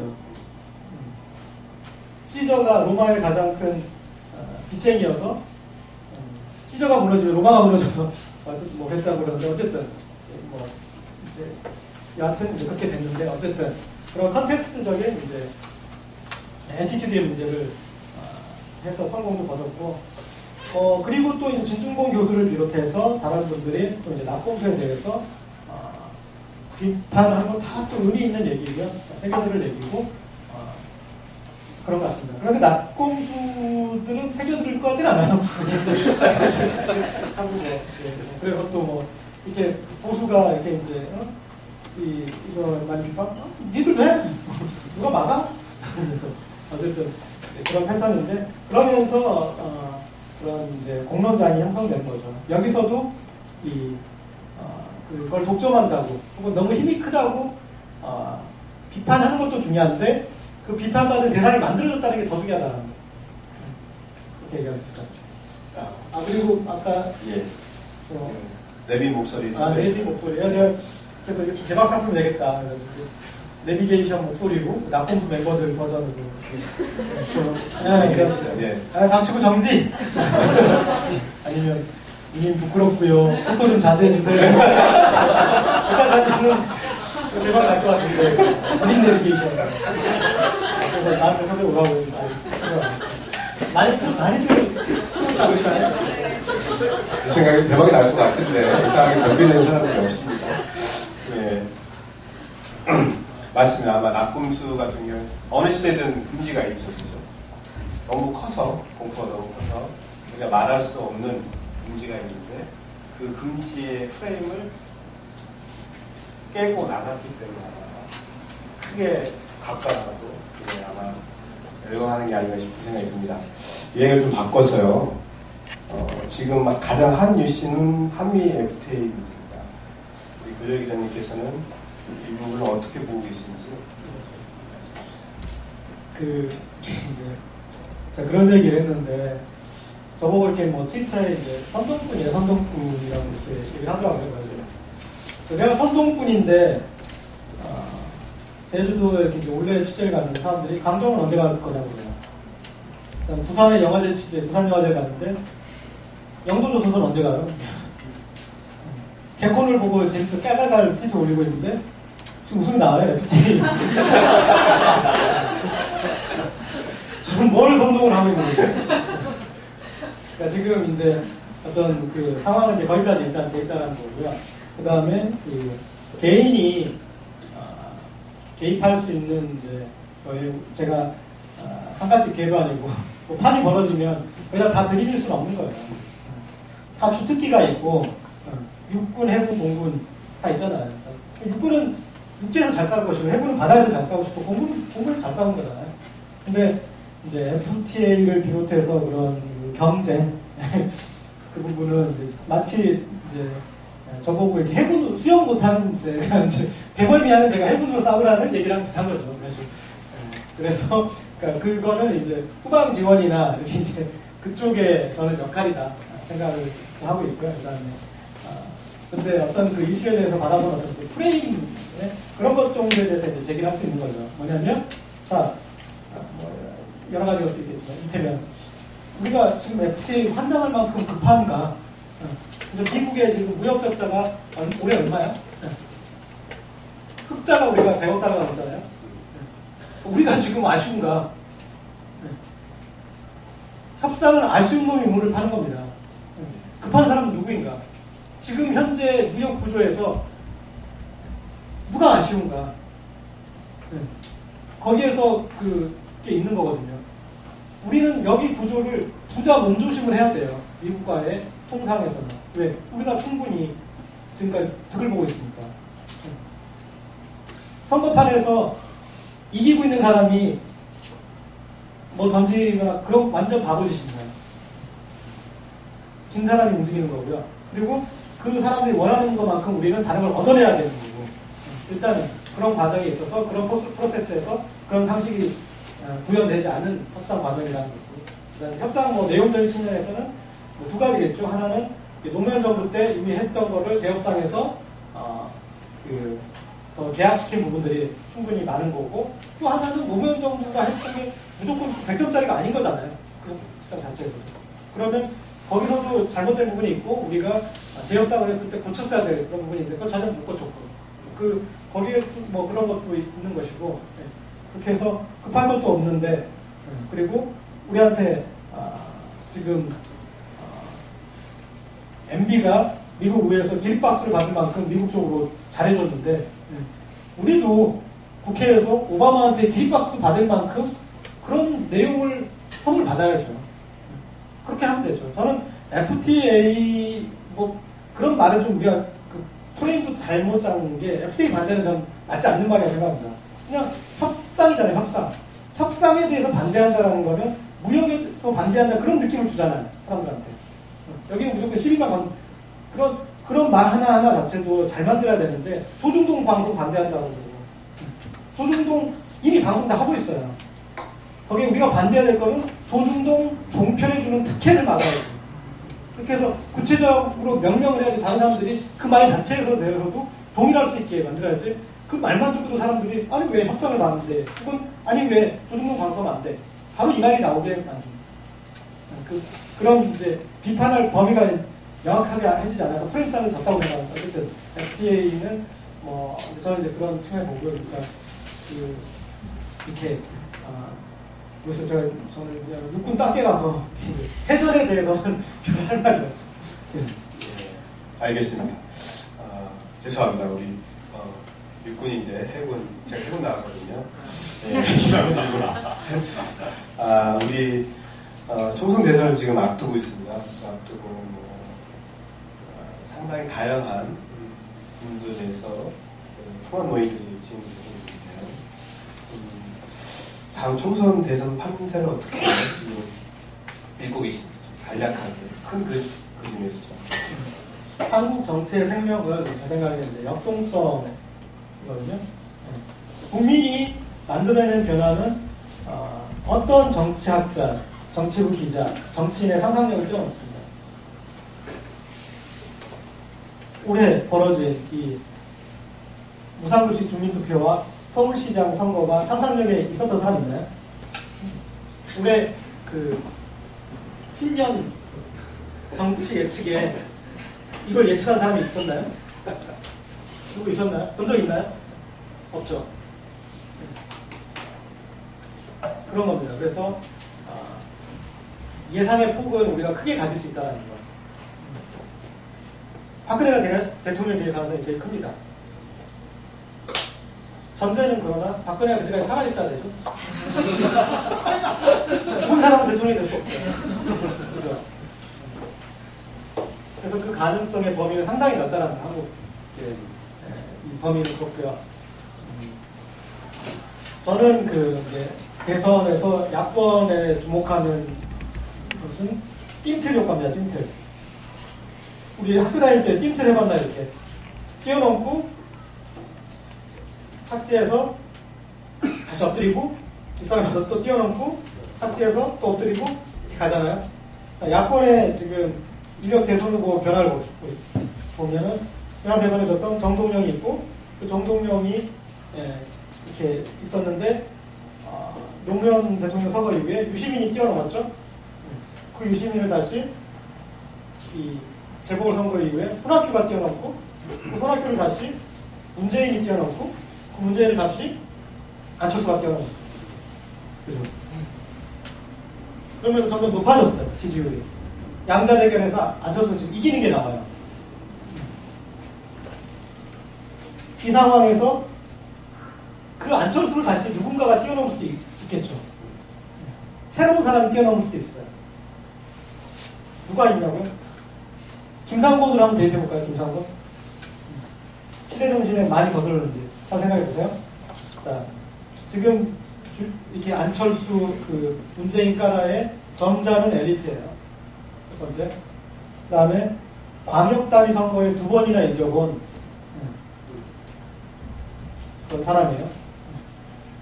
그리고 중도층을 끌어들일 수 있을 만한 어떤 그런 부분도 있어요. 아까 말했던 점잖은 엘리트이기 때문에.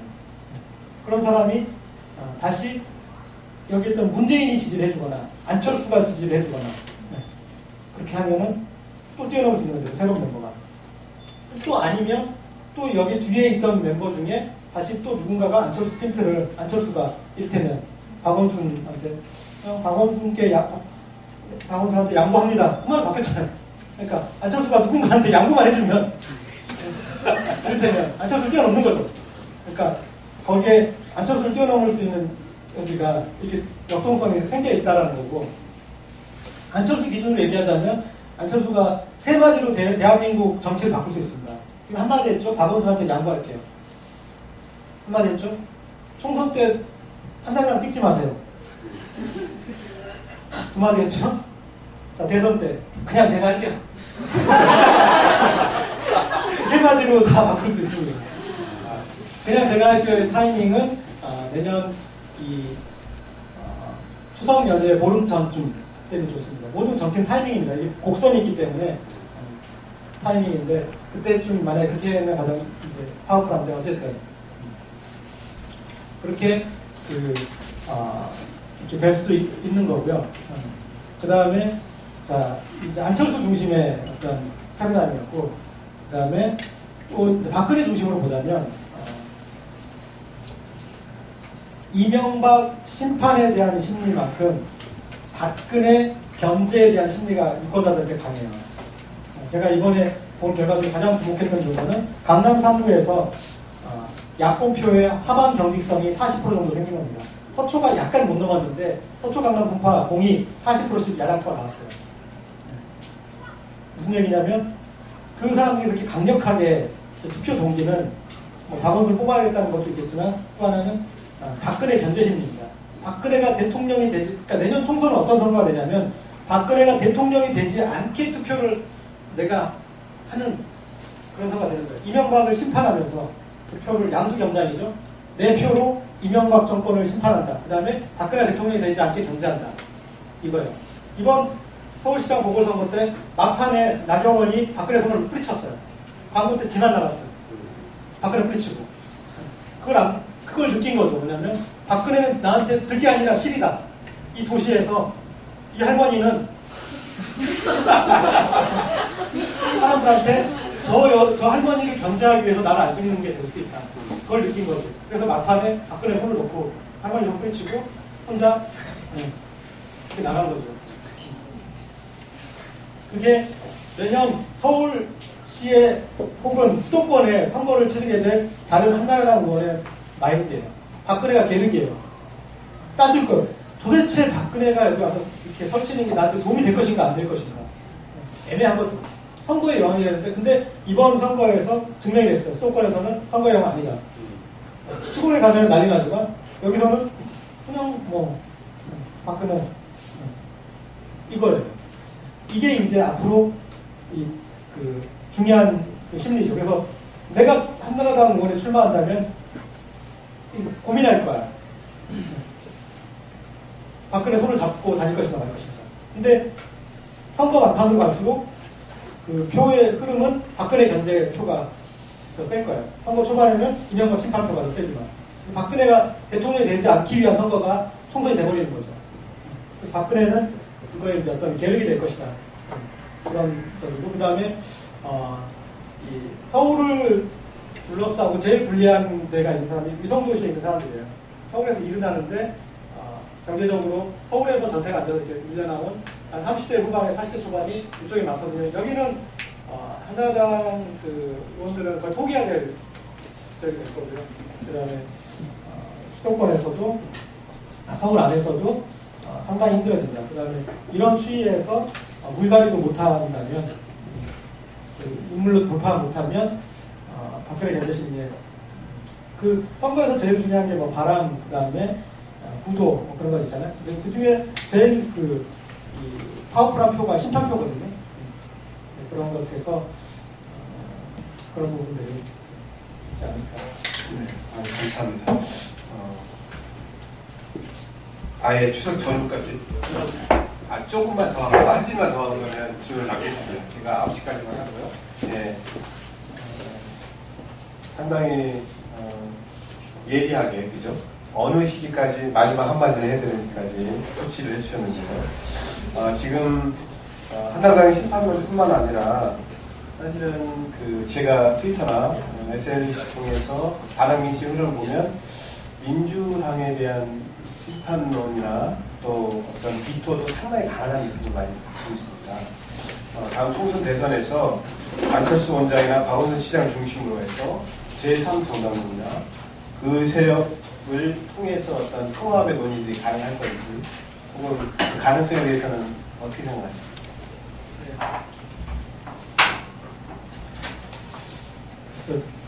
제가 정치부를 떠난 지가 지금 몇 년인지 모르겠는데, 소개도 문화팀장이라고 하시는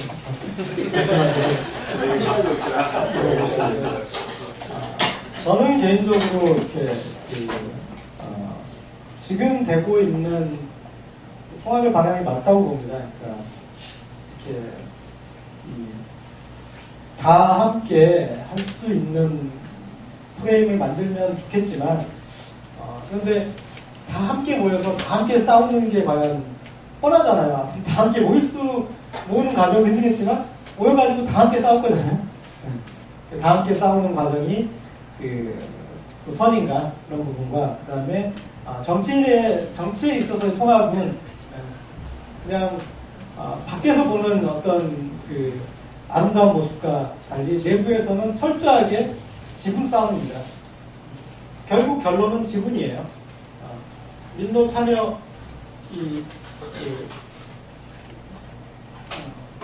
노심 쪽 연합도 지분으로 결론 나잖아요. 50대 35대 15였나요? 지분으로 결론이 나는 문제예요. 아마 그리고 민주당과 혁신과 통합과도 지분으로 결론이 나겠죠. 60대 40일지 65대 35일지 그 정도 선에서 아마 지분으로 결론이 나겠죠. 근데 어쨌든 그렇게 나서 그 다음에 이제 양강이 형성되고, 그 다음에 선거연합을 어떻게 해내느냐. 선거연합은 여럿이 있으면 하기가 힘들잖아요. 근데 이제 이렇게 양쪽이 됐을 때 훨씬 더 이제 쉬워지는 거고, 그 시대 정신에 맞춰서 그들이 그걸 해낼 수 있느냐, 그 숫자까지 가느냐, 그게 이제 좀 관건일 것 같고, 그리고 이 거리를 둔 진보정당이 반드시 필요하다고 봐요. 그러니까 내부에서 계속 어차피 하나 빅텐트로 붙이더라도 떨어져 나올 수밖에 없고, 그 다음에 한국에서 그 진보정당이 이렇게 이제 자기 몫을 가지고 20석 이상의 지역정당 기반한 정당이 20석 이상이 아니라 그런 이제 이념정당이 20석 이상의 기반을 가지면서 확실하게 이렇게 진보의 목소리를 내는 정당이 생기는 게 중요하다고 봐요. 그러니까 민주당한테도 부담 덜어주고, 민주당은 이게 때만 되면 야매 진보 행보를 하잖아요. 그런 이제 이렇게 정체성 혼란을 겪을 필요 없이 거기에서 이제 서로 역할 분담을 하기 위해서도 그렇고, 그게 아름다운 저는 서로 그 부분이 더 맞다고 봐요. 정당이라는 거는 이 선거 하나만 바라보고 있는 거는 좀 바람직하지 않다고 보거든요. 선거 하나 바라보고 총선이 됐든 대선이 됐든 이거 이기기만 한다 해가지고 이렇게 모여서 그 다음에 끝나고 나서 뿔뿔이 흩어질 그런 것들을 만나면 우리가 사회의 어떤 정당의 스트레스가 더 커지고 그건 우리의 정치적 스트레스, 시민의 스트레스가 더 커지는 행위라고 보고 지금 할 수 있는 그 유유상종에서 가는 게 저는 궁극적으로 맞다고 보고 결국은 그렇게밖에 또 서로 갈 수가 없어서 가게 되는데 그 과정으로 지금이 그렇게 갈 수밖에 없었다고 봅니다. 예, 감사합니다. 아까 박근혜 얘기하셨을 때요. 그때 이번 선거를 통해서 박근혜가 별로 나한테 필요가 없겠다고 여당이 느낀 거는 그건 이제 결과고 그 원인이 조금 궁금하고 그 부분에 대해서 좀 짚어주시면. 그냥 그 원인은 아까 제가 이제 그냥 저의 해석이죠. 그러니까 한나라당 이제 서울 수도권 의원들이 냉정한 자기 계산을 할 수도 있겠구나. 박근혜에 대한 입장에. 그러니까 그들에게 제일 중요한 거는 박근혜가 대통령이 되는 것보다 100배 정도 더 중요한 게 자기가 국회의원이 되는 게 100배 더 중요합니다.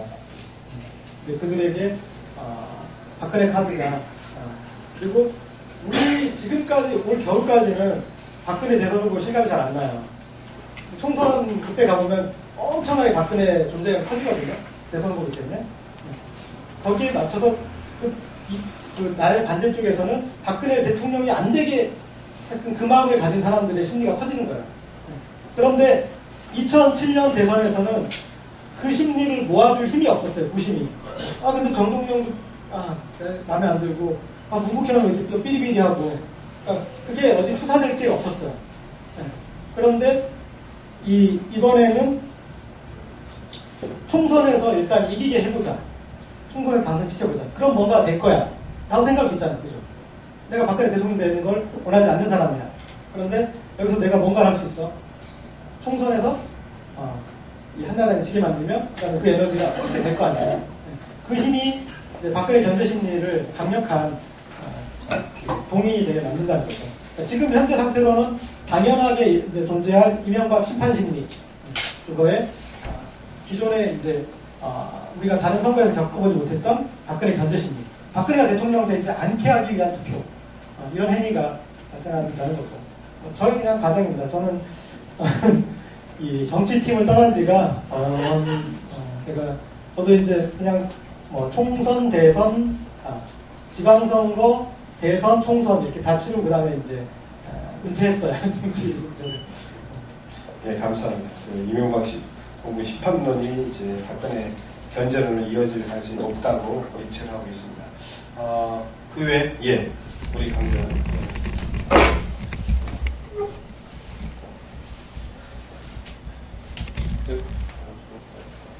조금 기다리셔야 돼요. 개인적인 질문 좀 드리겠습니다. 트위터의 풀필 보시면 풀필에 굉장히 좀 인상적이거든요. 그 언어 자체가 쓸모없는 것들의 쓸모와 힘없는 자의 힘을 모아 정의를 살린다는 이 이룰 수 없는 목표를 위해 견딜 수 없는 것을 견디고 참을 수 없는 것을 참는다. 상당히 철학적이잖아요. 의미 자체가. 근데 이런 철학적인 어떻게 이런 삶의 결론을 할 수 있을까요? 그런 거에 도달하셨는지 개인사가 좀 궁금하거든요. 네. 일단은 저 글귀는 짜집기 한 겁니다. 짜집기. 이게 돈키호테 이룰 수 없는 꿈을 꾸자 그런 거 있잖아요. 돈키호테 구절도 있고 심지어 일본 천황의 패전 담화도 있습니다. 그래가지고 일문학 전공하시는 분 중에는 이제 그거에서 따왔다고 저보고 친일파라고 이렇게 어떻게 이렇게 깨알같이 성실하게 비판했는데 근데 그냥 짜집기 한 거고요.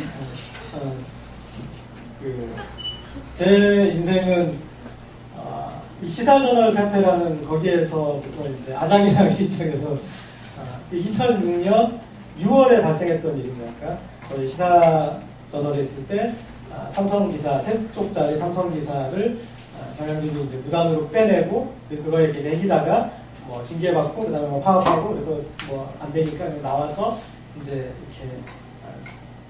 됐는데 벌써 그러니까 이제 뭐 5년도 넘었네요. 5년 반 전 일인데 거기서부터 이렇게 인생이 거리로 나온 것 같은 인생이 거리로 나왔다가 뭐였습니까? 꼬였다고는 말할 수 없을 것 같아요. 왜냐면 그렇게 이렇게 쭉 5년 반을 이제 순탄하게 있어서 지내서 생성되었을 저와 그다음에 5년 반을 거리로 나온 뒤에 생성된 저로 봤을 때 지금의 사이즈가 더 커진 것 같아서 꼬였다고는 볼 수 없을 것 같고요.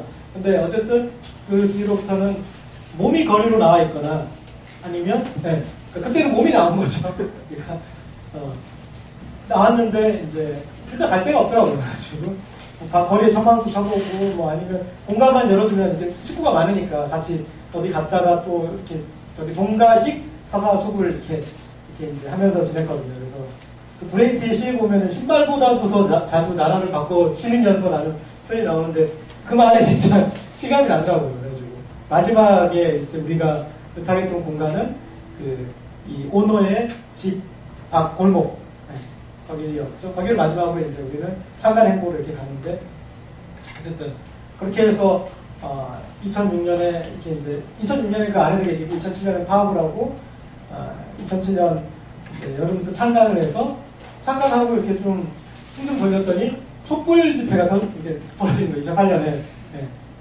그래서 제가 다시 이제 촛불 집회 처음에 후배들 이렇게 보냈는데 처음에는 아주 그냥 신나가지고 막 뚫려져 며칠이니까 잠도 안 자고 이렇게 하다가 한 3, 4일 지나니까 시무룩해져가지고 오더라고요. 왜 그래? 그랬더니 이 촛불 집회가 판이 매일 바뀌는데 우리는 이게 다음 주에 나간다.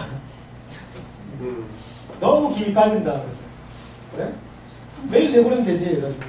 그래서 우리가 이제 블로그 시스템을 이제 우리 기자 블로그 시스템을 운영하려고 팀 블로그를 해가지고 거기다 올리자. 그 다음에 또 제가 제안한 게 거리 편집국을 차리자라고 제안했어요. 그래서 우리는 돌아온 데가 거리 아니냐. 그리고 우리를 이렇게 만들어준 사람들이 우리가 노무현 대통령이 얘기한 깨어있는 시민, 김대중 대통령이 말하는 행동한 양심, 그 사람들 우리를 지탱해 준 거거든요. 파업을 하고 창간할 때 저는 그냥 이렇게 뭐 지금 와서 하는 얘기지만 제 인생의 알리바이였어요. 뭐냐면 그렇게 해서 뭐 그거에 대해서 나는 아싸하게 개겼고 6개월 개겼고 6개월 파업했고 그 다음에 6개월 창간했다. 난 할 만큼 했다. 난 이제 그만 이것을 끝으로 나는 정의의 저편에 서서 묵묵히 이제 앞으로 정의를 지켜보기만 하겠다 라고 생각을 하고 마지막 이렇게 알리바이였어요. 우리는 창간하기 위해서 퇴직금 박아야 됐거든요. 6개월 그 월급을 받았는데 거기에서 이제 이 돈을 퇴직금으로 다시 투자금을 박아야 되는 그런 상황에 여기까지 하면 나는 할 거 다 한 거다 라고 하면서 성공할 기대는 못했어요. 같이 거의 이렇게 표현하자면 같이 이렇게 참가하는 기자들은 낭떠러지에서 번지점을 하는 거죠. 여기 묶여 있을 거야. 그리고 안 묶여있어도 밑에 이렇게 에어 있을 거야 하면서 그냥 한번 슉 날아든 거죠. 이렇게 날아가는데 쭉 보니까 3명이 뒤에 안 뛰었어. 시사전에 돌아갔어요. 아티들도 있고 여신들도 있고 어쨌든 그렇게 했는데 알리바이였는데 그때 엄청난 투자금과 이렇게 이제 구독해가지고 지지를 해줬잖아요. 그러니까 그 사람들이 얼마나 액티브한 사람들이겠어요. 제 생각엔 촛불 집회 때 나오실 거라 생각을 했어요. 우리 한번 당겨야지. 그리고 거기서 이제 현장에서 우리는 뭐 동영상 중계는 못하겠지만 문자 중계로 하면 되지 않냐 이렇게 하고 그 다음에 홍보 효과도 뭐냐면 이렇게 이제 우리 존재감도 좀 알리자. 옛날에 파워 팔아먹던 이걸로는 이제 다 약발된 것 같다. 이제 새로운 뭔가 존재감 이제 심자 그래가지고 나간 거죠. 얘기를 하니까 사람들이 오 그런 거예요. 당장 나가자 해가지고 그날 밤에 나갔는데 비가 왕창 와가지고 그날 잠깐 던졌어요. 그 다음날 다시 이렇게 하니까 거기에 몇만 명이 몰리는데 돈 한 푼도 안 내고 부스 차렸잖아요. 시사인 거리 편집국 해놓고 사람들 다 와서 막 이제 엄청나게 응원해 주는 거죠. 그러다가 이렇게 저희만 차렸어요. 저희밖에 없었어요. 며칠 지나니까 그 옆에 뭐 다음 뭐 아고라 동호회 뭐 그런 식으로 하나 이제 시민 기자가 그렇게 하나 이렇게 차리긴 했는데 어쨌든 그냥 우리가 거기에 몇만 명이 오는 거기 홍보 부스 공짜로 차리고 네. 그리고 엄청나게 사람들이 시민들이 와서 구독도 해주고 거기다가 저기 이렇게 간식 뭐 부식 이런 거 다 해주고 그 재미를 이렇게 이제 봤었고 그래서 이제 거리에 있었죠. 그 다음에 이제 또 그것도 약간 떨어졌어. 이번에 좀 뭐 어떻게 하나 했더니 좀 노 대통령이 그때 서거를 하셔가지고 또 좀 우리도 그냥 그런 표현 좀 그런데 숟가락 얹었어요 솔직히. 거기에 노서거의 어떤 그 추모 심리 그거에 또 이렇게 한번 또 이렇게 의탁을 하고 지내고 나서 이제 정신 차릴 때쯤 되니까 이제 지방선거도 있고 작년 지방선거였고 또 올해 이렇게 와서 올해 뭐 건수 없나 했더니 낙검수로 그렇게 하는데 우리가 이제 그때부터 마음의 절반이 거리에 있는 거예요. 거리에 있다라는 그 얘기를 그래서 이제 이해하실 거예요. 몸이 거리에 있었거나 그 다음에 저는 개인적으로 좀 주목했던 그 부분은 언론 뭐 총파업이나 그런 미디어 문제니까 그런 기자들이 너무나 아이러니한 게 우리가 이제 삼성 문제이기 때문에 시사적 사태를 잘 안 다뤘어요 언론에서. 그러니까 비주류 미디어라고 할 수 있죠. 미디어에 대한 미디어들, 미디어 오늘이나 미디어스, 아니면 기자협회보 뭐 그런 PD전 같은 그런 미디어에 대한 미디어들만 업계지 전문지죠. 그쪽 빼놓고는 거의 안 다뤘어요. 이거는 시사저널 기사가 아니라 삼성에 대한 기사니까 안 다뤘어요. 근데 몇 군데서 다뤘어요. 재밌는 거는 이명박 정부가 들어서고 우리를 다뤘던 데에 비중 있게 다뤘던 순서대로 아작을 냈어요. PD수첩, 그 다음에 KBS의 생방송 시사투나잇, 그 다음에 미디어 비평 프로그램 있어요. 미디어 비평. 그리고 하여튼, 그 다음에 EBS의 지식 채널이, 하여튼, 우리를 다른 순서대로, 비중 있게 다른 순서대로 험하게 다뤘어요. 거의 삼성을 대신에 복수를 하듯이, 마치. PD수첩에서 저희 사태를 2번이나 다뤄줬어요. 사태 초기에 사태에 대해서 다뤄줬고, 그 다음에 그 뒤에 참관하는 그 과정에 대해서 다뤄줬어요. PD수첩에서 2번 이상 다룬 아이템들은 100% 사이비 종료입니다. 사이비 종료를 다룰 때, 처음에 고발할 때 한 번, 몇 년 지나서, 아직도 그대로야. 그때 한 번. 비사이비 종교 중에 2번 다룬 아이템이 거의 유일합니다. 이제 그 뒤에 광우병 소에 대해서 몇 번 다루긴 했지만, 그런 식으로. 그것도 6개월 만에 다뤄준 거예요. 전폭적으로 한 거죠. 우리는 PD 수첩 방송되고 바로 계좌 홍보해가지고 수금하고 해가지고 참가한 거죠. 그 PD 수첩 어떻게 다녔는지 다 아실 거고. 그러니까 그 우리 아이템을 해줬던 PD가 이충근 PD거든요. 김보수 PD하고 같이 다녔던 이충근 PD가 제 군대 동기이기도 하고. 근데 이렇게 다뤄준 거예요. 고맙게도 이명박 대통령이 저한테 은혜를 갚을 기회를 준 거예요. 우리가 우리를 도와줄 텐데만 골라서 괴롭혀가지고 가서 다 골라서 생생낼 수 있었어요, 저는. 그걸 알려주는 것만으로도. 어쨌든 그렇게 해서 몸이 거리에 있었거나 마음이 이제 거리에 있었던 그 시기를 다 지나면서 개인적으로는 약간 치유의 과정이었던 것 같아요. 파업을 이렇게 해보시면 이게 요새 해봐서 아는데 함부로 하는 말은 아니지만 우리가 흔히 말하는 울화라는 게 어떤 건지 알게 되거든요. 파업 노동자 중에 자살하시거나 아니면 크게 이렇게 저기 하시거나 왜 어떤 심리 상태에서 하시는지 잘 알게 되고 이제 그런 것들을 이제 겪어서 상당히 이제 그런 게 트라우마가 있었던 것 같더라고요. 근데 그거를 다른 사람들을 보면서 조언해주고 추위해주고 지켜보면서 그게 좀 치유가 됐던 것 같아요. 그거를 이제 꺼내놓고 살 수가 있었던 것 같고 어쨌든 그런 것들이 이제 이렇게 해서 지나가면서 그러면서 이제 저한테 본래저로 되돌아오는 거는 남부럽지 않게 좀 재밌게 산다라는 그게 이제 제 파업 전에 제 컨셉이었어요. 재밌는 게 이기는 거다. 제가 아무리 나도 돈 많이 벌어도 나중에 이 시기를 내가 더 재밌게 보내면 내가 이긴 거다. 술자리에서 내가 더 할 말이 많으면 내가 올킬이면 내가 이기는 거다. 나는 단순하게 생각하는 거기 때문에. 네, 그렇게 해서 다시 이제 어떤 그 재밌는 저로 돌아오고, 그 다음에 강중만 교수가 보니까 온갖 그 비난을 많이 하셨잖아요. 근데 어느 순간 이게 동안이라고 할 수 없는 되게 젊어 보이시는 얼굴형인데 어느 날 보니까 영감이 되셨더라고요. 왜 그러셨어? 그랬더니 내가 사람들 너무 많이 씹어서 그런지 이가 상했어. 이제 거기서부터 약간 이제 좀 나이가 들어 보이시더라고요. 이게 씹기만 하다가 나도 저렇게 되겠구나 해가지고 그 다음부터는 이제 좀 뭔가 긍정적인 걸 하자. 네.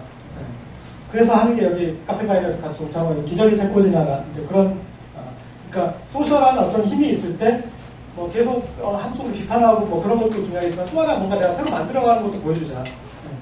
기적의 책꽂이는 즉 만약에 질문을 주시면 제가 이게 얼마나 의미가 있는지 다시 설명하도록 하겠습니다. 기적의 책꽂이 질문을 해야 될 것 같아요. 사실 마지막 질문 제가 준비를 했는데 시간이 없어서 못했거든요. 지금 열심히 하고 계신데 한번 소개를 좀 해주시죠. 네. 제가 말 나온 김에. 네, 이렇게 물어주시니까 답을 한번 하겠습니다. 그러니까, 저는 이제 그게 너무 재밌어요. 네. 저는 뭐 봉사형 그런 인간형은 아니거든요. 그런 형이 아닌데 저는 이제 그래서 저 같은 사람이 재밌게 하는 게 그러니까 기부나 봉사를 저는 이제 레포츠로 접근을 했어요. 레포츠 하나다. 근데 너무 재밌고 몸 쓰고 그런데 의미도 있는 거예요. 그리고 트위터에 제가 이제 여러 흐름들을 봤는데 그러니까 어떤 그룹핑이 되더라고요. 그 모아진 힘 그런 것들이 이제 사회적 이슈에 대해서도 되긴 하지만 금방 필요해졌거든요. 지속 이건 가능한 이제 어떤 모임이기도 하고 그 다음에 여기에 이제 제 여러 가지 그 모형을 한번 대입을 했어요. 그래서 그러나 조직 없고 시설 없고 자금 없고 조직 시설 자금 없이 이제 아주 상당히 노마드적인 프로젝트죠. 그럼에도 불구하고 시즌 1에 저희가 35,000권 모아서 22,000권 보냈어요. 시즌 2에는 지금 더 속도가 더 한 5만 권 정도 모일 것 같고요. 근데 몇 가지 이제 제 프레임을 잡았는데 기본적으로 모형은 간단한 거예요. 책을 모아서 한 곳에 둔 다음에 책이 필요한 곳에서 와가지고 올라간다. 가게 한다. 요거거든요. 근데 몇 가지 이제 거기에 모형을 저는 제가 참고한 모형이 앱스토어 모형이었어요. 앱스토어. 그러니까 기적의 책꽂이가 여기에 앱스토어가 되고 이 봉사단체나 이런 각각의 단체들이 어플리케이션이 되는 거예요. 여기 와 있는 아름다운 배움도 우리 어플리케이션 중 하나예요. 그러니까 아름다운 배움이 청소년 독서 멘토링 자원봉사를 하기 때문에 어디에 책이 많이 필요한지 잘 알아요. 그래서 우리 책을 모아서 이런 어플리케이션을 통해서 주는 거예요. 정재승 교수가 10월의 하늘이라는 과학 콘서트를 하면 그 라인으로 그리고 포이동 그 화재가 났던 거기 한자촌에 평화 캠프에서 봉사활동을 하는데 그 평화 캠프를 통해서 이렇게 하거나 다양한 어플리케이션을 통해서 이제 책을 구매하는 거예요. 그다음 또 하나 모형은 이 수요자 중심의 모형. 책이 필요한 우리가 일방적으로 보내주면 헌책이라서 기분이 나쁠 수도 있거든요. 어느 군부대에 보냈는데 엄청나게 반통이 됐어요. 책박스를 열어봤더니 안에 들어있는 서적이 전부 유아교육과 전공서적이야. 열심히 모임. 그래서 그분들이 최대한 직접 와서 거기서 골라가게 하면 되게 자기한테 필요한 책을 가져가잖아요. 제가 이 프로젝트 할 때 염두했던 그 에피소드가 하나 있는데 이제 유튜브 동영상들에 그런 부분이 있어요. 그러니까 아프리카 케냐에 깽단, 마약에 취한 깽단이었는데 이 사람이 세계적인 사회학과가 됐는데 그 사람을 겪은 한 권의 책은 무엇이었나? 맨체스터 대학 입시요강이었습니다. 그래서 어떤 책이 임자를 만날 그 기회를 주자. 그런 이제 거기에 그런 모형이 그 다음에 또 기부에 대한 기부 모형도 있어요. 자원봉사자들을 다 이렇게 이제 많이 초청할 수 있게 영화 시사회든 공연이든 콘서트든 제가 이제 이렇게 해서 그분들을 이렇게 자원봉사 열심히 하고 그다음에 그런 자리에 초청받아서 이렇게 할 수 있는 그런 모형. 그런 여러 가지 몇 가지 모형들을 만들어가지고 이제 구현돼서 시즌 1, 시즌 2 그리고 이 베이스는 SNS 베이스인데 그러니까 여기 대표가 누구냐 없어요. 그리고 약간 그런데도 불구하고 이게 소모될 수 있는 그 물리적인 동원해야 될 양이 진짜 많거든요. 차가 수십 대 동원돼야 되고요. 그 다음에 책장 비용이나 그다음에 엄청난 비용들이 되는데 그것들도 거짓말처럼 도깨비 방망이처럼 그때그때 다 나오는 거예요. 이렇게 시즌 들어왔는데 비용이 다 떨어졌는데 탤런트 김규리 씨 광우병 때 이제 청산가리를 이렇게 차라리 이렇게 했던 배우가 이 과정 쭉 보다가 자기가 이렇게 막 어제 좀 기부하고 싶어서 좀 모아놓은 짬박한 돈이 있다고 그래서 500만 원 정도 딱 갖고 주겠다고 그러시고 그다음에 또 책 나눠준 분들 누가 배추 2,000포기를 기증할 테니 뭐 책 나눠줄 때 저쪽 쌍용차 뭐 그런 데다 좀 김치 한번 나눠주면 좋겠다 하는데 거기에 또 근데 보니까 양념값이 더 들더라고요. 배추값이 가져가고 있는데 정혜영 션 부부가 우리 양념값 주겠다. 거의 뭐 뒤에 줄 서 있는 것 같아. 그래서 뭐 필요할 때마다 이렇게 툭 튀어나가지고 이렇게 하는데 그런 것도 이제 SNS로 인해서 구현돼서 이렇게 하고 있죠. 예, 아유, 감사합니다. 이게 일종의 선물의 경제거든요. 대가 없이 트위터나 SNS를 통해서 거저 나눔 일어나는 선한 선순환의 구조, 경제 구조가 만들어지고 있는데 그 큰 역할을 하고 계십니다. 제가 사실관리 부탁을 해야 될 것 같아요. 저희도 대전 지역에서 무료 공부방을 하고 또 다른 마을 도서관을 하고 있습니다. 신청 보내주십시오. 네, 신청하겠습니다. 일단은 저희 신청 신청하겠습니다. 제가 결정권자는 아닙니다. 예, 어쨌든 간에 하신 걸 가지고 부탁을 드렸습니다. 낙동 혹시 하신 얘기가 많이 나옵니다. 그죠? 예. 또 질문 있으신 분들은 좀, 예. 예. 네, 말씀 잘 들었고요. 제가 주진우 기자 팬인데, 주진우 기자가 이렇게 항상 자기의 소속을 시사인이라고, 정통 시사인이라고 이렇게 밝히는데, 못대가 되어 주셨던 것 같아서, 어떻게, 제가 대신 감사를 드립니다. 주진우 기자를 키워주신 거예요. 근데 이제, 지금 이렇게 말씀하셨던 그 SNS가 이제 트렌드가 빨리빨리 바뀌고, 그런데 아까 말씀하신 생산과 유통 구조까지 이제 파이널라이즈 된 건가, SNS로서 지금 트위터나 페이스북이나 뭐 블로그 이런 것들이 파이널라이즈 된 거라고 보시는지 궁금하고요. 그래서 아무튼 정치 권력에 대한 어떤 우리가 일방향이 아닌 그런 어떤 뭐는 생겼는데 그 삼성하고 이제 겨뤄보셨었던 그런 경험이 있으시니까 감으로라도 이 자본을 부재하시는 국가도 통제를 못하고 SNS로 자본까지 통제할 수 있는 것인지 잘 모르겠는데 그런 어떤 뭐라고 하나 구조적인 힘에 대해서는 어떤 방식으로 대응할 수 있을지에 대한 감이 있으시면 좀 부탁드립니다. 우리가 이제 삼성에 그런 일을 당하고 밖에 나와서 삼성의 카운터 펀치를 제대로 알려줬죠. 김영철 변호사의 삼성 비자금 폭로가 시사인을 통해서 이루어졌습니다. 최초 보도가. 주진우 기자가 너무 겸손해가지고 그런 얘기도 안 하고 다니는데 엄청난 대한민국의 엄청난 사건이죠. 이건희가 당시에는 경영 일선에서 퇴진됐었고 이학수는 그 뒤로 불기의 객이 되어버렸고 그걸 만들어낸 최초 보도를 시사인에서 했습니다. 우리만 알았냐? 아닙니다. 진보 일간지, MBC, KBS, 조선일보 다 알았습니다.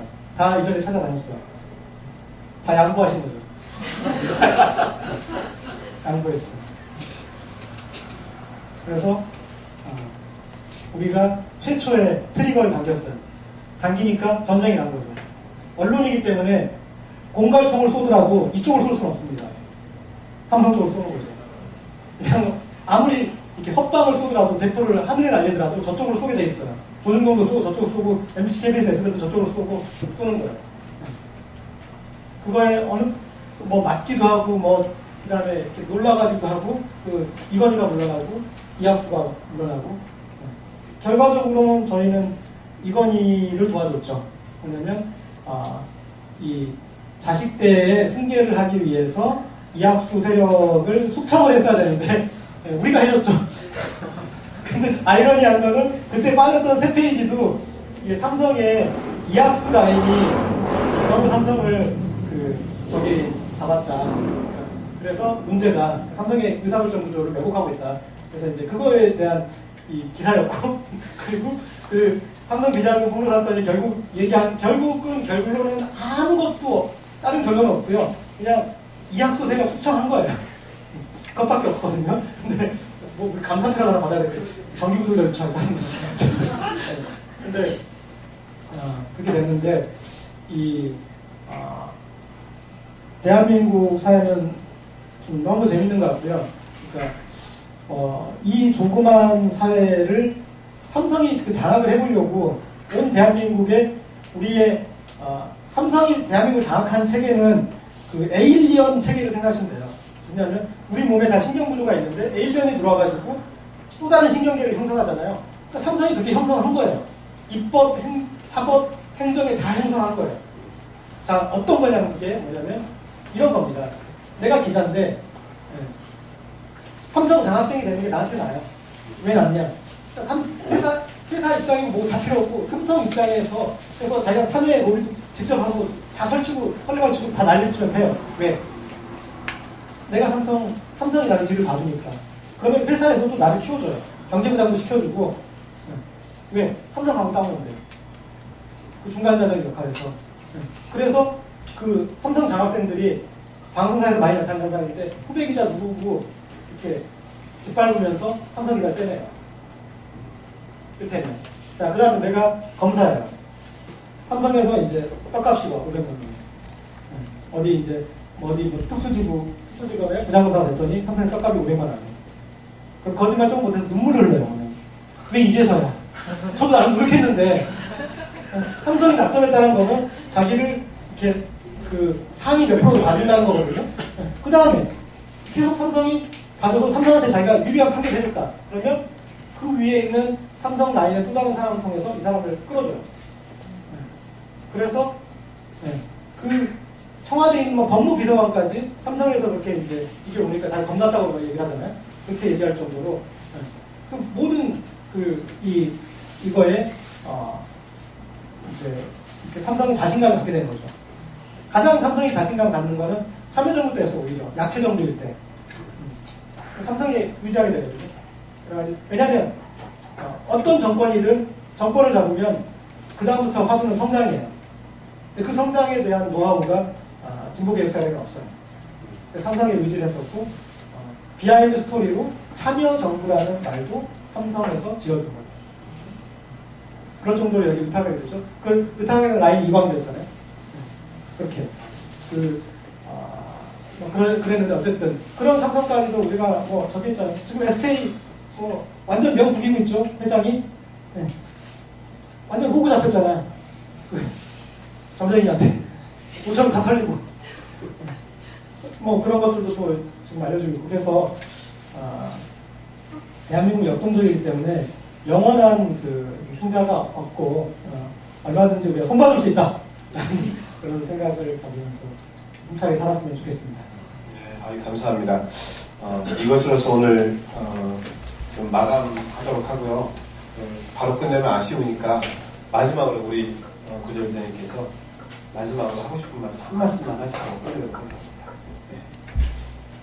저는 이렇게 이 순간을 혹은 이 기간을 앞으로도 그렇지만 우리한테 얼마나 서로 의미를 발견해 주느냐가 중요하다고 생각합니다. 그래서 이명박 몇 년 허비했다, 뭐 암흑이었다라고 생각하면 자기 스스로 부정하는 거잖아요. 그렇지 말고 잘 깨알같이 잘 이렇게 복귀를 하셔서 그 기간 동안 그런 성숙의 기간이었다 생각을 하실 필요가 있겠다. 그러니까 봄, 여름, 가을, 겨울을 다 거쳐야지 인삼의 약효가 생긴다고 하더라고요. 제가 듣기에 아주 비옥한 곳에다가 인삼을 가지고 가서 키우면 인삼이 무만큼 커지는데 효능도 무가 된다는. 그래서 성장만큼 우리가 또 안으로질 성숙의 시간, 그런 시간들을 우리가 집단적으로 겪는 거 아닌가. 그리고 그 안에서 이길 수 있는 힘은 서로 이렇게 그걸 잘 승화해서 받아들이고 재밌게 했으면 좋겠어요. 그 다음에 너무나 이렇게 앞으로 이길 거밖에 안 보이잖아요. 저는 그거밖에 안 보이거든요. 뭐 선거에 진다고 해서 지는 게 아니잖아요. 그게 지는 게 아니라 그들이 지금 얼마나 활약해지고 있고 한나라당에 대한 신당론까지 나오잖아요.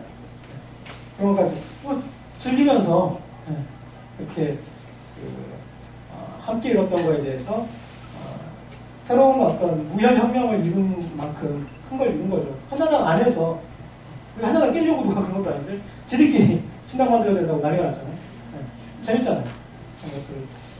여기 뭐 하나당 지지자가 있으시면 불편할 수 있겠지만, 네, 뭐 그러면은 뭐 저기 다른 거 읽으시면.